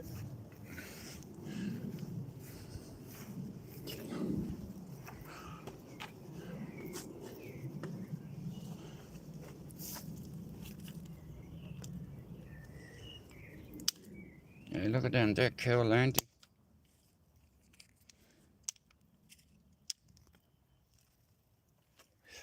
There goes, that's like, you just see how big the garden is. It's so I'm gonna get a gazebo here, yeah, because like I said, when I hit my target, it's like I'm gonna start bringing a couple of people on. I'm gonna invite a couple of people over, you know. Like I said, 220 subs away from hitting my target. I was supposed to do something with Mousy, but I wasn't feeling too well, I'm not gonna lie, and I can't do something if I don't feel right. So, like I said here, we're not far off the target, you know. And I did it without calling people out, without making videos and calling people out. Don't get me wrong, I've lost my shit a couple of times. It's like, but it is what it is. YouTube is like that, you know. Like, you know your channel's doing well when you have people trolling you. Like, why would people make fake ideas just to come in? You know, like, I think, me personally, that's nuts. But I did say this, if you want to be cynical or sarcastic or condescending, I'll remove you, no problem. And like I said, it's my channel, so, you know, like I say, I try to stay humble and stay noble. Sometimes it's very hard. I'm 220 odd subs away now. Like I said, there's a few people in Manchester that have reached out to me that want to come see me. So, like I said, this is the peace garden, right? So, there's always peace in this garden, but it's a war garden if we need be. You know, like, have you ever been a big brother? Hey, you know what it's like to be a big brother? You know, do you know what it's like when you live in Cherry Orchard, when you have two brothers? They're gonna get involved in naughty shit, you know. Like I said here, you mightn't believe in Father Christmas, but it doesn't mean you don't get a gift at Christmas, does it? You know, you mightn't believe in Father Christmas, but you still get a gift.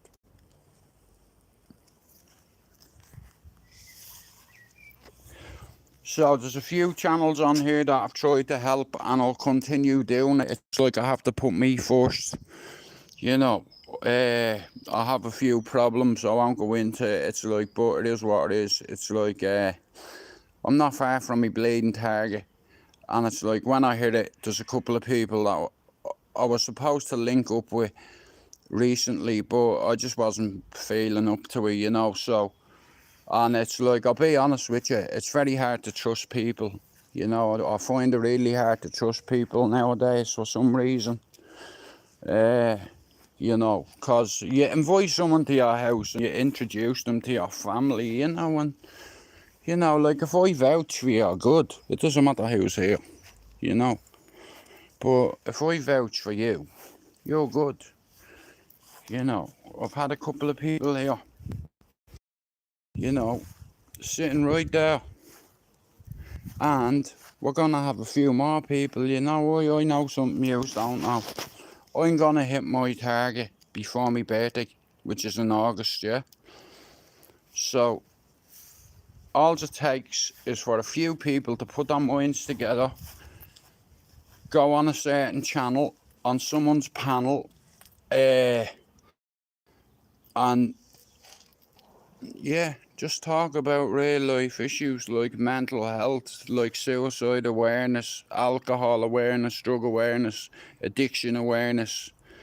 You know, like, the more people that talk about their mental health, it's going to help them, because there's a lot of people that have mental health issues that are scared to talk about it. because they're men, right? They're not supposed to talk about their problems, but listen to me, that shit is gonna catch you in the end.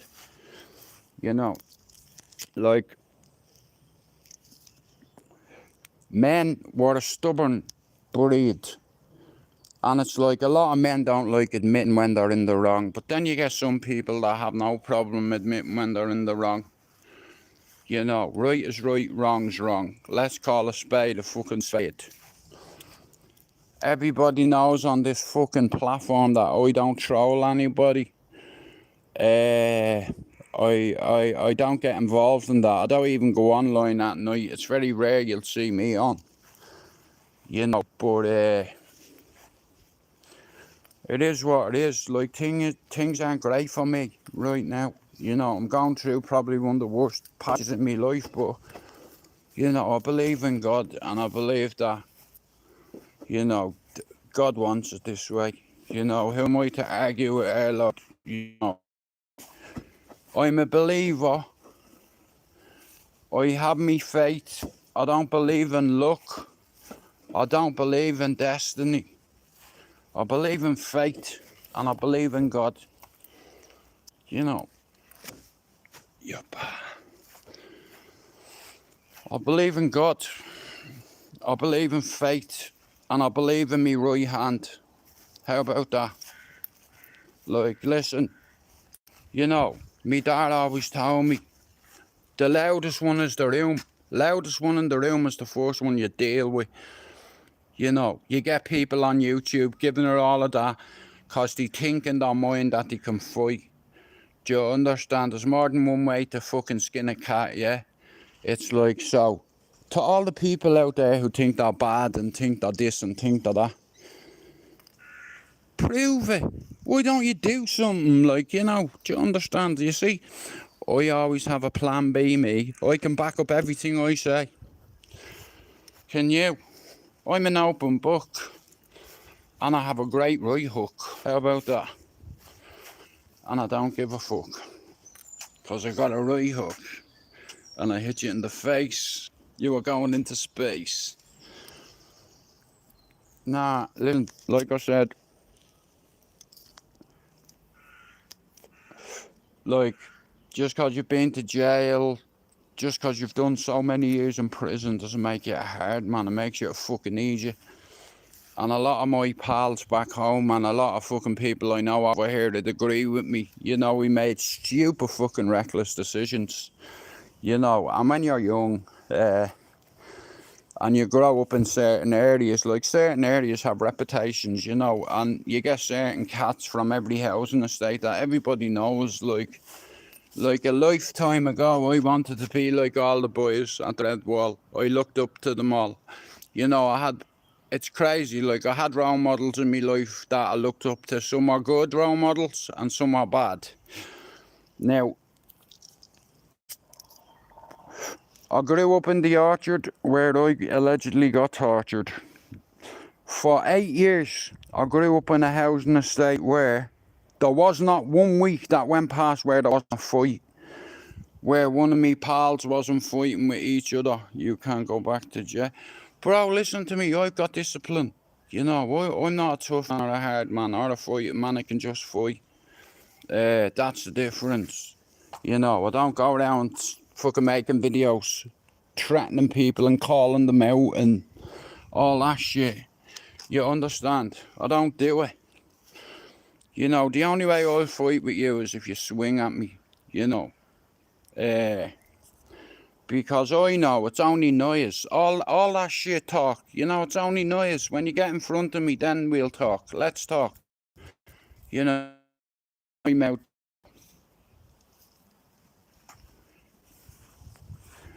Like, YouTube, I'll be with you.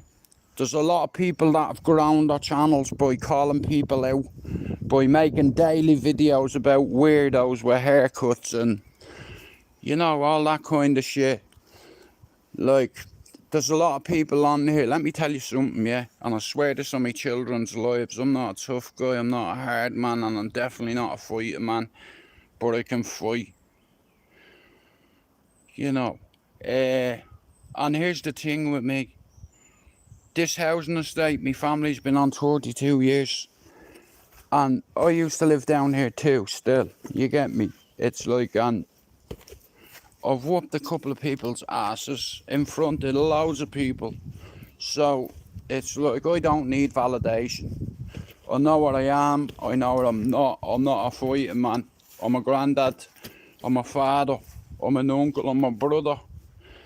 You know, I don't look for trouble, but if you swing at me, you're giving me an invitation to render you unconscious.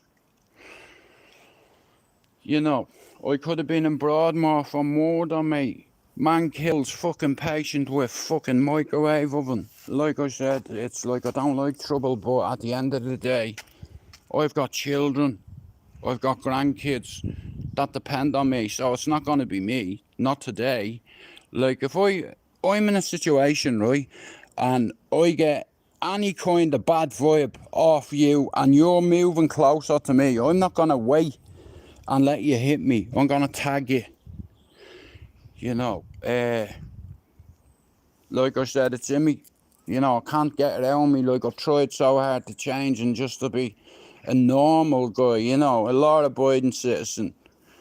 But I'll never be a citizen because when I was younger, allegedly I did things. And I allegedly took part in things. And allegedly when they raided me house, they found 2 weapons. 2 different fucking searches. You know, because I was a fucking heroin addict, that's why. And I thought that by having a weapon, I was a tough guy, you know. But I wasn't a tough guy, I was just easily manipulated. You know, I was a fucking sausage. Like, and when you're a drug addict, it's like, you see, when I was 15, I started, that's how I got introduced to the world. And it's like, I didn't need anybody's permission to do anything. You know, the only person that gives me orders was my father.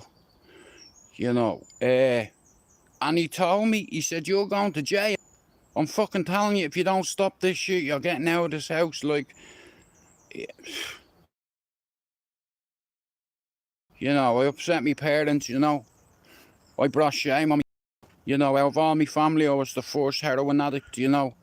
But what happened was, I come to England, and some of my family that were calling me a junkie, their children ended up getting addicted to it. You know, see, my brothers, they don't go anywhere near drugs. They don't smoke weed. They don't do nothing. Do you understand? Drugs, not here. You know, my 2 brothers like a pint, and that's it. You know, and there's loads of pubs all around Manchester that I don't go. Some people I know go, and it's like what I've been told is nearly every bastard pub that they go in and they go for a piss and they look behind, there's only one toilet and you see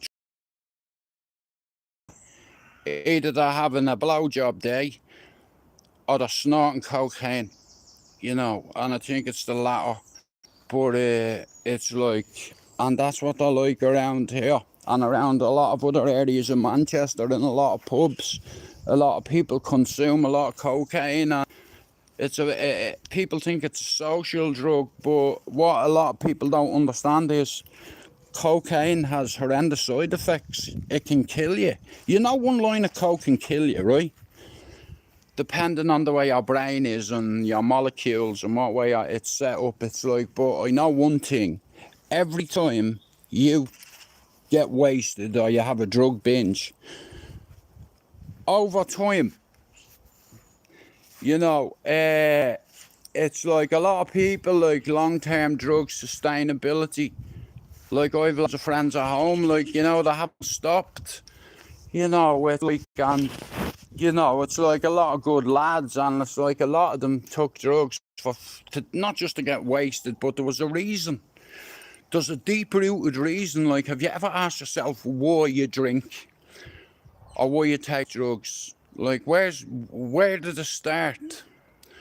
You know, it's a deep-rooted thing, addiction, and it's like the more people talk about it, it's like the world is going to be a better place, because there's a lot of people that are suffering in silence and they're afraid to talk about their mental health because they're men, right?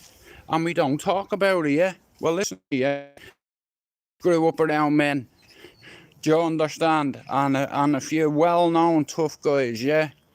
And you know, they found God, they have Jesus in their life, yeah? And I've always told them, listen, your ma will always forgive you, you know, as long as you're not a fucking pedo, you know, or a rat bastard. Nobody will say boo to you. Like where I'm from, if you tell on anybody here, they know. They can see a book of evidence, understand? So that was a rule on the manor. If you tell on anyone, you're gonna have to move.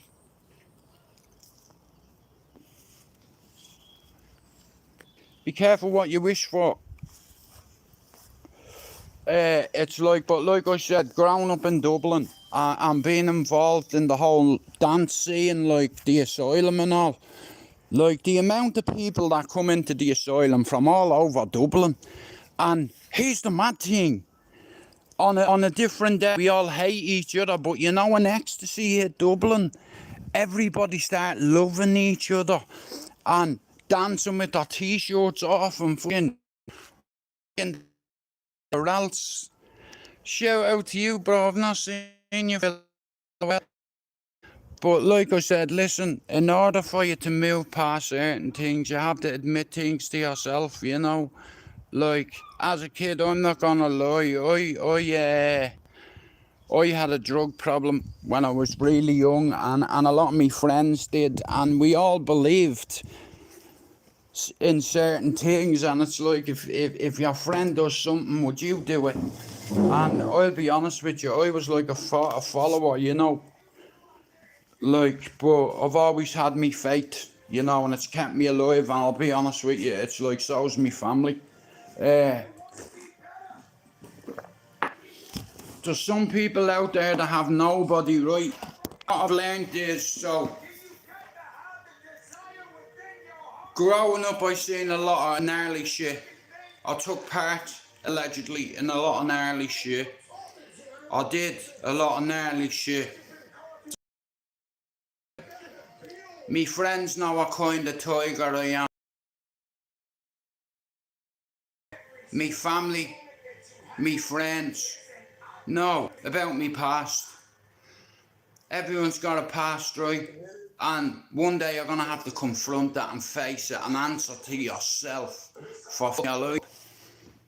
Blaming drugs and alcohol. Here, you need to look in the fucking mirror, mate. It's not the drugs and it's not the alcohol. It's fucking you. It's us. You know, it's like, what are you willing to do to stay on this earth? What are you willing to sacrifice? You know, you have to admit it to yourself. You fucked up more than once. You're not perfect. You've been a drug addict most of your life. Do you understand? You've been a drug addict most of your life. Own it. Face it. Embrace it. Do not mistake it or misplace it.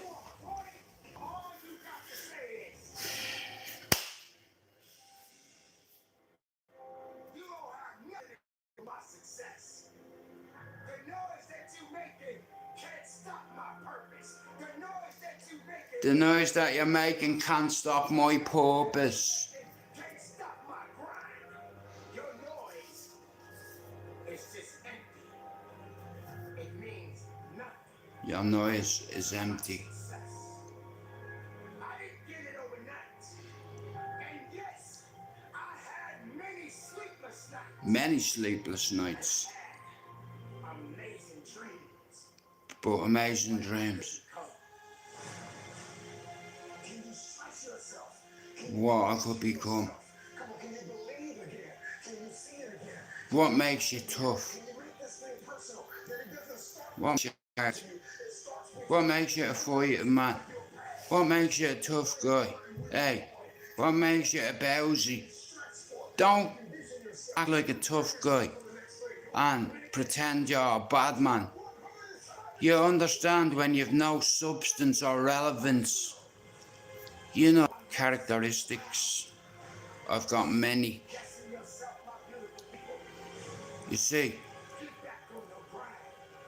growing up with about 100 lads on my housing estate, and they'll all tell you, see Jewett, he's one of the toughest lads that I've ever. And here, Wayne MacDonald said that, Keith Luddy said it. If you would have said it, I'm not a tough guy. You know, Michael Boyce said it, Robert Murray said it, Andrew Farrell said it, Alan Dunphy said it, Jay Dunn said it. You know, you're tough, eh? Right, let's go. Bang! It's like, now look, you're on the ground, fight. There's no fight, I've just slapped you. You're on the floor. Say no more. There are people in the world right now that want to live a little bit longer There's people in the world right now who want to live a little bit longer. because they're fighting They're fighting a disease that is killing them. that's killing them right now. They can't do anything about They can't do anything about it. this. Disease is terminal. This disease is terminal. No matter how much they fight, No matter how much you they fight. can't come back from it. Although they're hoping for the best, the reality sets in, and they know they have only so much time.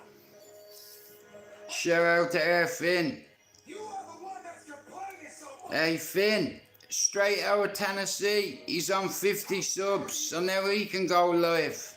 How dare you? Shout out to Tennessee. And if you're not sub to Air Finn and Air Alt, can you do it? Thanks. You don't have the right. Finn, I'm gonna be honest with you. I woke up today, You don't have the right. I looked in the mirror and I said, I'm fucked. All about you. You know, you don't need to carry this on your own no more. I'm in so much pain every day, Finn, with me stomach. It is not the world's responsibility to build you up. Me fucking hands and me knee is fucked. You gotta stand alone with Like, I thought I could deal with this on my own. And I just let things build up and build up and build up, and now I'm fucked. And I have to face the fact that I'm fucked. so many people in this world. But I have to go and do a few things. Many battles Life is one battle. For me personally, that makes them feel hopelessness. I've never had a bigger fight. How dare you? In constant, every time I go to the toilet, I'm bleeding. These other people in the world, their life is on the countdown. You know, I have a 32-year-old son, Down yet. 28-year-old daughter, They're still hoping. 12-year-old daughter, They're still believing. 32-year-old son, and 2-year-old son. Up yet, You know, but they're still fighting. I made a deal with God a long time ago, and I said, Understand that you if I stop only want smoking crack, struggle. You are not the can you help me? alone. You are not the only one that And is fighting. I got me answer. You are not the only one. I'm a drug addict, Person that's not fighting cancer. Maybe you're that person that's not homeless. Maybe and you're that person that doesn't have I'm in recovery. to give because they have nothing at all. Recovery isn't a country club, it's forever. They've given everything they thought they had. You know, And now they feel their life is over. I've been a bad guy. They'll let you know that you are not over. When I was younger, I did things that you just wouldn't believe if I told you. But you don't need to know. I keep believing in something. It is what it is, like I'm an open book. Not I'm a straight shooter. how much do you care about your I've always been that way. I'm not perfect. I'm far from it. I've made so many mistakes. I've insulted a lot of people on YouTube as well. I've said things that I shouldn't have said. So I want to apologise to absolutely everybody who I ever insulted, who I ever called names. But know this, in the background, I'm getting continuous messages off fucking dickheads, yeah? I fell out with a couple of people on here, and I'll be honest with you, a few of them I didn't really give a fuck about, but I fell out with one guy on here, and I'm not gonna lie, it fucking broke me heart. And I was going through all this shit, and every day I come on here, and I try link people together, but behind the scenes I'm slowly fucking dying. That's what it feels like. I'm sure you have noticed I don't be on you the last couple of weeks of it's like I woke up today and for some reason I've realised me mom and dad's dead.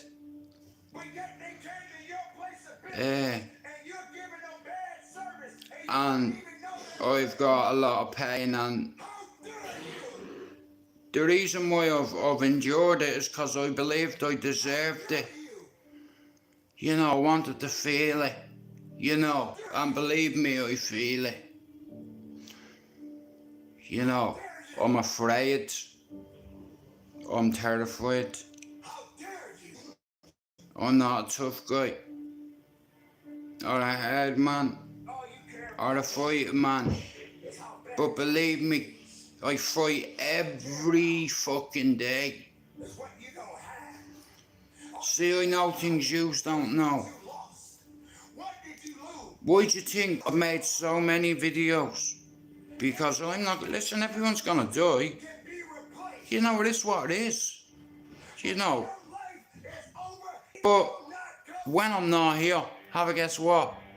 Me kids have got over 30,000 live streams to watch. So that'll keep them busy. I've made nearly 9,000 videos altogether. I've deleted 1,300 on YouTube. I've smashed me video target out. Me other target, me 5,000 target. Hey, baby, we're in the fucking lane now.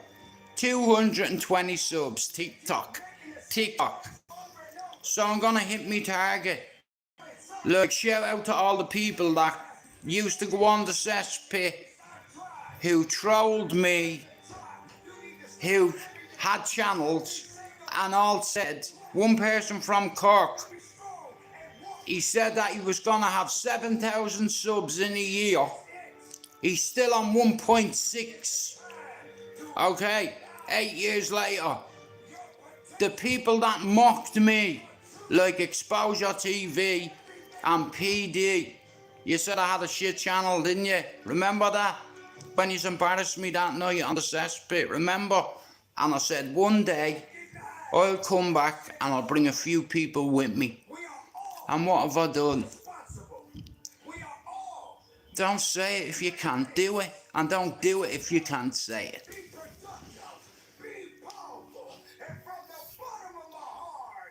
You get people that don't like you.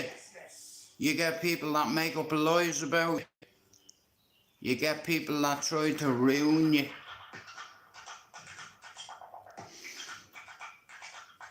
And in all fairness, I think it's a liberty. Like, I didn't want to say anything to anybody about this condition that I'm dealing with. You know, but it's like people have asked me, Jude, how come you've not been doing many lives? Because I'm fucking bleeding out my arse, and I'm in 10 pain every day. So you try do it.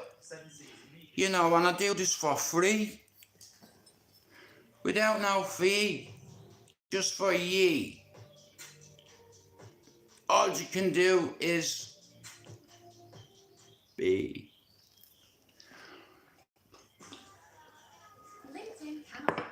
I've helped a lot of channels on here. I seen this happening 3 years ago. I set myself a target 3 targets. Number 1, network with people, bringing people together. Finn understands now what networking is. Networking is bringing people together. Similar backgrounds. People that are drug addicts, alcoholics, people who take tablets, people who do everything. There's a reason for it. You know, I know what my reason for taking drugs was. Because I set a fire in my house that killed me brothers and sisters. Could you live with that? Could you? I tried to take my life twice. You know, I was like, I'm always gonna be a drug addict, I'm always gonna be a fuck up, I'm always gonna be an embarrassment, and I'm a burden. So I'm better off gone. You know that kind of way, but it's like you have to, like I said, it's a learn, you know, morning bollocks. This cunt runs bear's arse.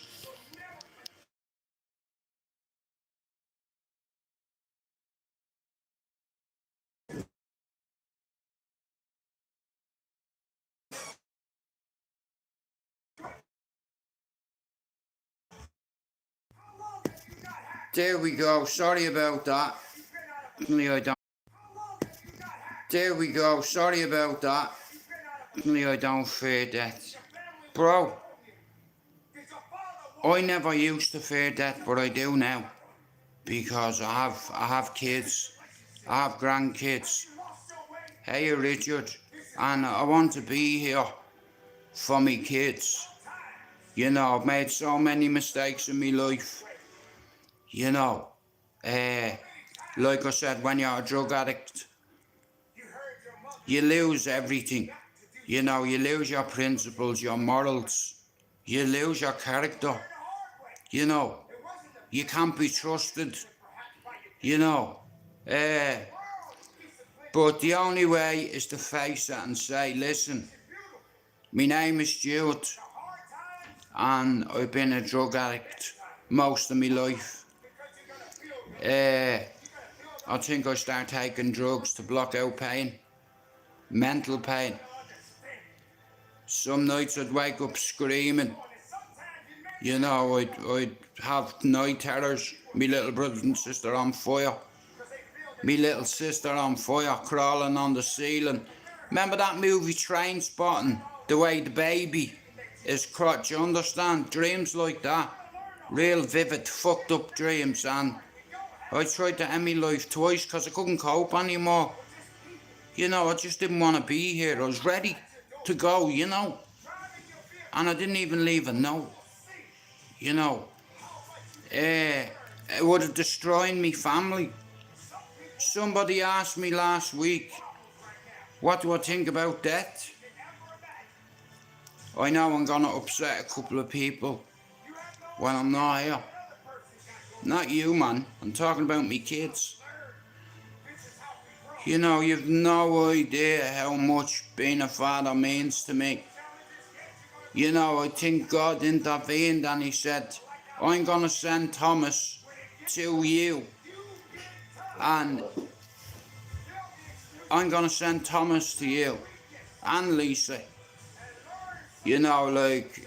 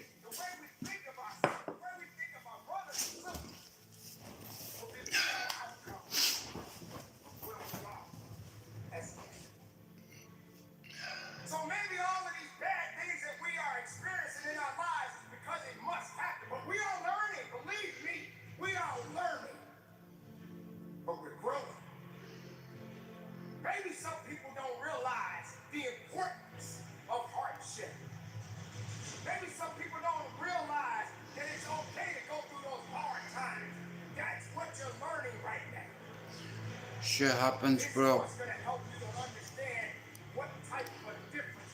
That's what drugs does over time. It destroys families. It destroys relationships. But the only chance you have is to admit it to yourself, because it's going to be too late one day. You're going to wake up and you're going to realise 25 years have just gone. You know that way. There's nothing wrong with believing in yourself. So when I say it again, I said with conviction, none of us are that great. We are searching for greatness. And that's a long, long, long, long, long journey. But we can do it together. Instead of tearing down, let's build up. Don't tear it down. Like, you know, when you're dealing with something and you feel like you're dealing with it on your own, like, I'll be honest with you, the last 18 months have been, don't get me wrong, I've had some of the best moments in my life the last 18 months, but I've also had some of the worst times in my life, and I've documented it. Listen, I'm a fucking survivor, bro. There's people out there that have worse shit going on, but it's like, I know my reason why I started taking drugs, because I lit a fire in my house and my brother and sister died in it.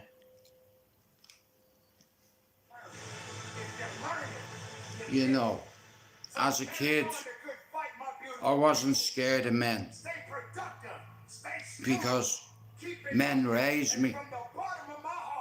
Like, but I thought that if you cry, you're not a man. You know, my father learned me a lot. You know, it's a tough one, you know. You have to just suck it up and get on with it. Like, I'm not a victim, I'm a survivor. You know, and I'll keep swinging until I can't no more. You feel that cold hit like a shot of ice to your brain. A silent whisper crosses your mind. Some reason, I had a dream, and Dave Courtney was in the dream. And in the dream, he blew his fucking head off. I'm so tired from the day before.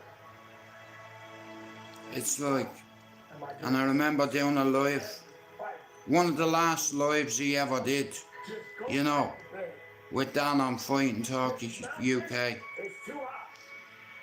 There was myself, Dan, and Dave Courtney on the panel, right? Now, I knew who Dave Courtney was. I knew he was a tough guy. But he was older than me, so like, I'm gonna respect him, do you understand?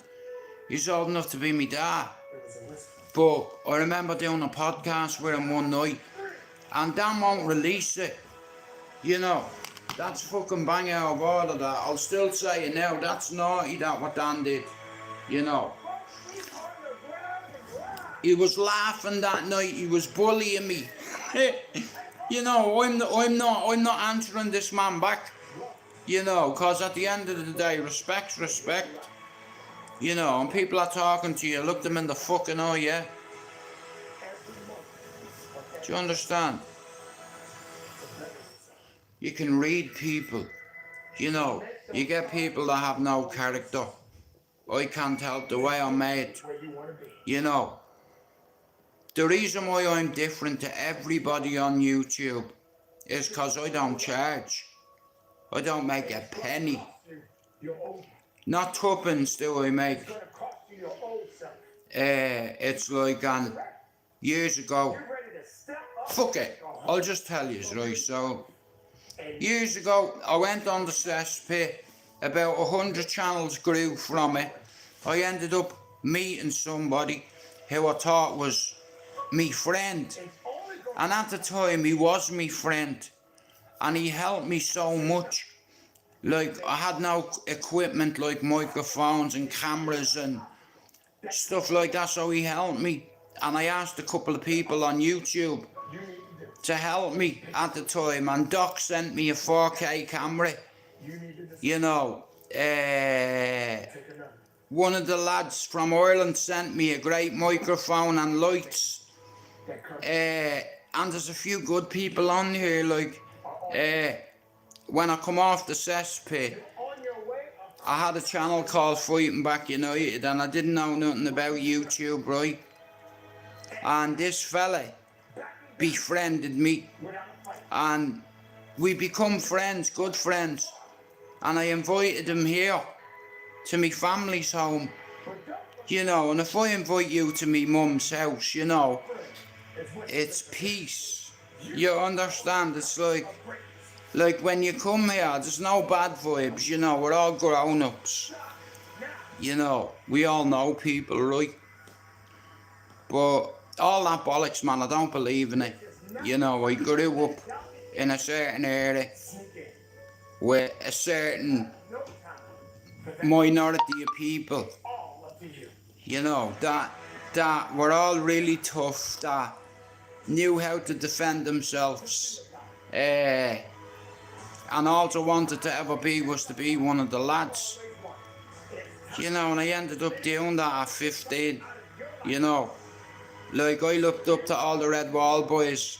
I hadn't got a big brother, but a lot of my friends had, and they were all the Red Wall boys, you know. So I grew up looking up to Dee O'Driscoll. I grew up looking up to Jen Dunn.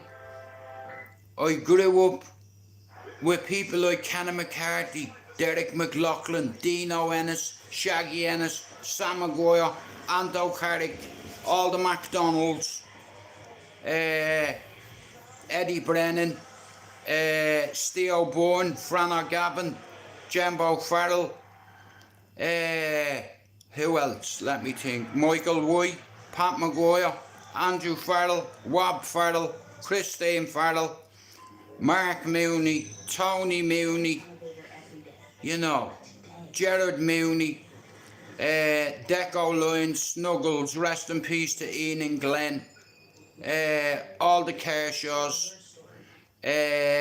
all the Grendons. Shout out to Rusty Grendon, rest in peace to Rusty. Was a good friend of mine, you know. He was my wingman. Well, I was his wingman, sorry, yeah. You know, I grew up around a lot of grown-ups at 15, you know. And I got this job in a nightclub, and in this nightclub all the lads that I looked up to went to it, and I thought, like, you know, I was in dreamland, because all the boys recognised me, you understand, and it's like I was one of the lads, and I was the youngest one in the group, you know, and they all loved me, you know. Not my words, their words, you know, and they had to protect me, you know, because I was a cash cow, you see. I was 15 years old, balls as big as fucking Oxos, you know. But around my military career, because at 15 I realised, listen, I can make more than my father can in a night, what he brings home in a week at the start. You know, my father, my dad was ashamed of me. You know, you're gonna end up like them. Do you know what he said to me, right? He said, you know, your friends will always fuck you over, but music won't. You know, my dad made me believe in his ideology, you know, and my father read a lot of books, you know. Like I said years ago when I was a kid, there was no internet. My dad had a CB. He also had decks. And my father taught me what networking is, because he was a DJ on a certain radio station, you know. He wasn't a fucking great DJ, but he did it out of love, you know, because there was a lot of dying people in Beaumont Hospital. I'm proud of me dad, because some of the guests that he brought on board, you know, you try getting Johnny Cash with no budget, see where you get with his agent. You know, I'm really proud of me dad, like, you know, and he always wanted me to carry on or to do something that he approved of. And I promised him before he died, I'd never do anything in his grave to upset him. You know. Like, I'm not gonna lie, I miss me dad. I miss me parents, you know.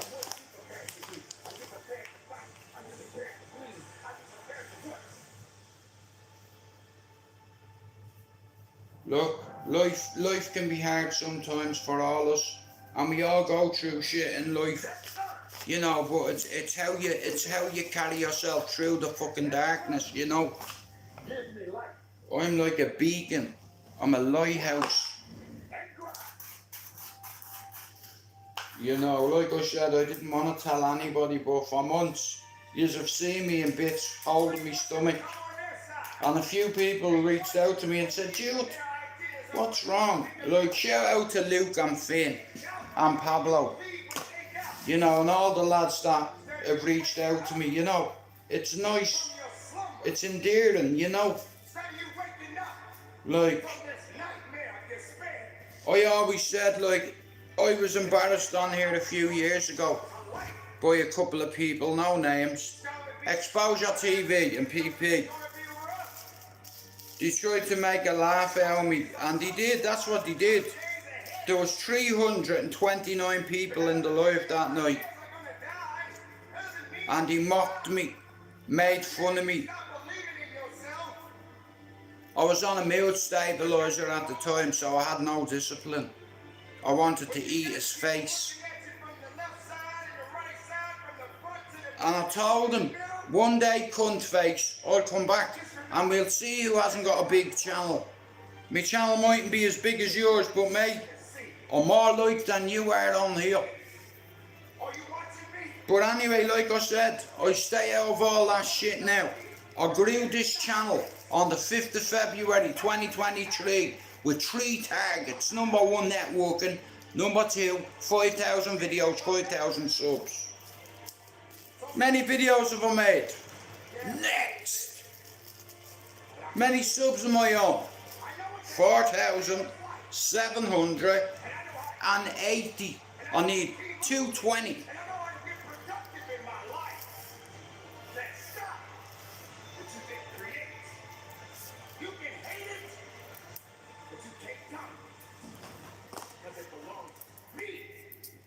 Arf. Arf.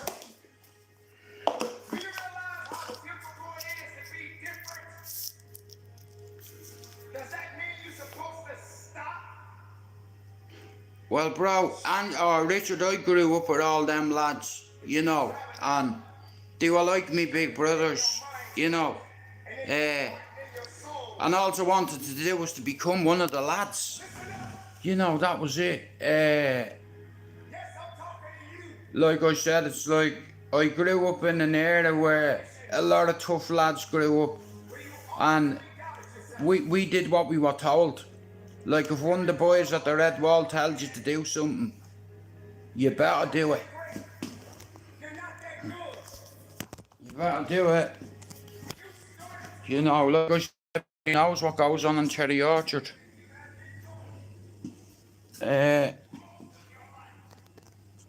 Just said, we're God-fearing people from Ballia, but have no fear, because we have a Bible here.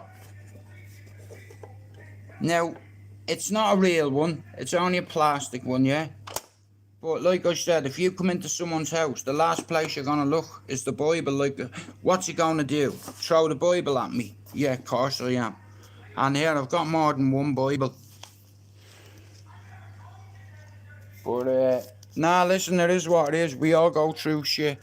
You know what I mean? It's like, I've covered all bases. Like, I made so many videos. So one day, if I'm not here, you know me kids, they've got loads of videos. Like, this is a mental thing, because in 1979, in July,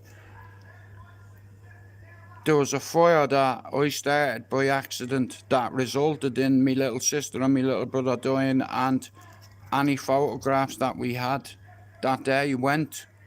So all my life I've never had a photograph of me little sister, right? Do you understand now why I've made so many videos? Because here, my kids are gonna have 8 or probably 10,000 videos that they've not watched.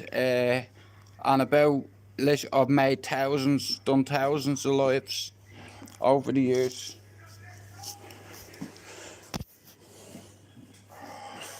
Look at the head in this cunt. Look at the head in this bastard. Look, you bows you.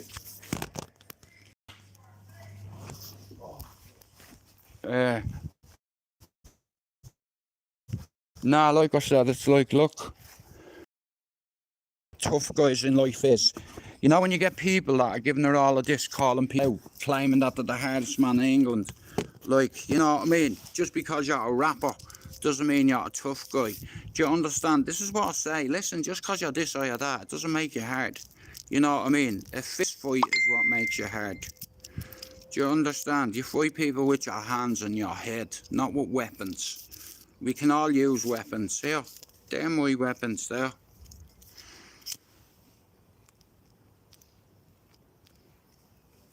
I don't like fighting, and I'll be honest with you, I can only think of one time in my life where I started a fight. You know, every other time someone started it. You know, what time is it? Oh fuck yeah, guys, I'm gonna have to end my life. I have to go ring my son. But thanks for coming in, everyone. Shout out to Richard Dowling. If you're not sub to his channel, can you do it? If you're not sub to Finn's channel, can you do it? If you're not sub to Straight Out Tennessee, can you do it? Straight Out Tennessee has hit 50 subs, guys, so do me a favour. If you're not sub to his channel, can you do it? And keep your eye out for a notification, because tomorrow we'll be able to do a live. So shout out to Straight Out Tennessee. Shout out to Andrew, Pablo, Finn, our Ralts. Shout out to Top G. And shout out to everybody that's come in, right? And I'll see you all later on, right? I hope you have a good afternoon. But just like Arnold Schwarzenegger, hey, I'll be back.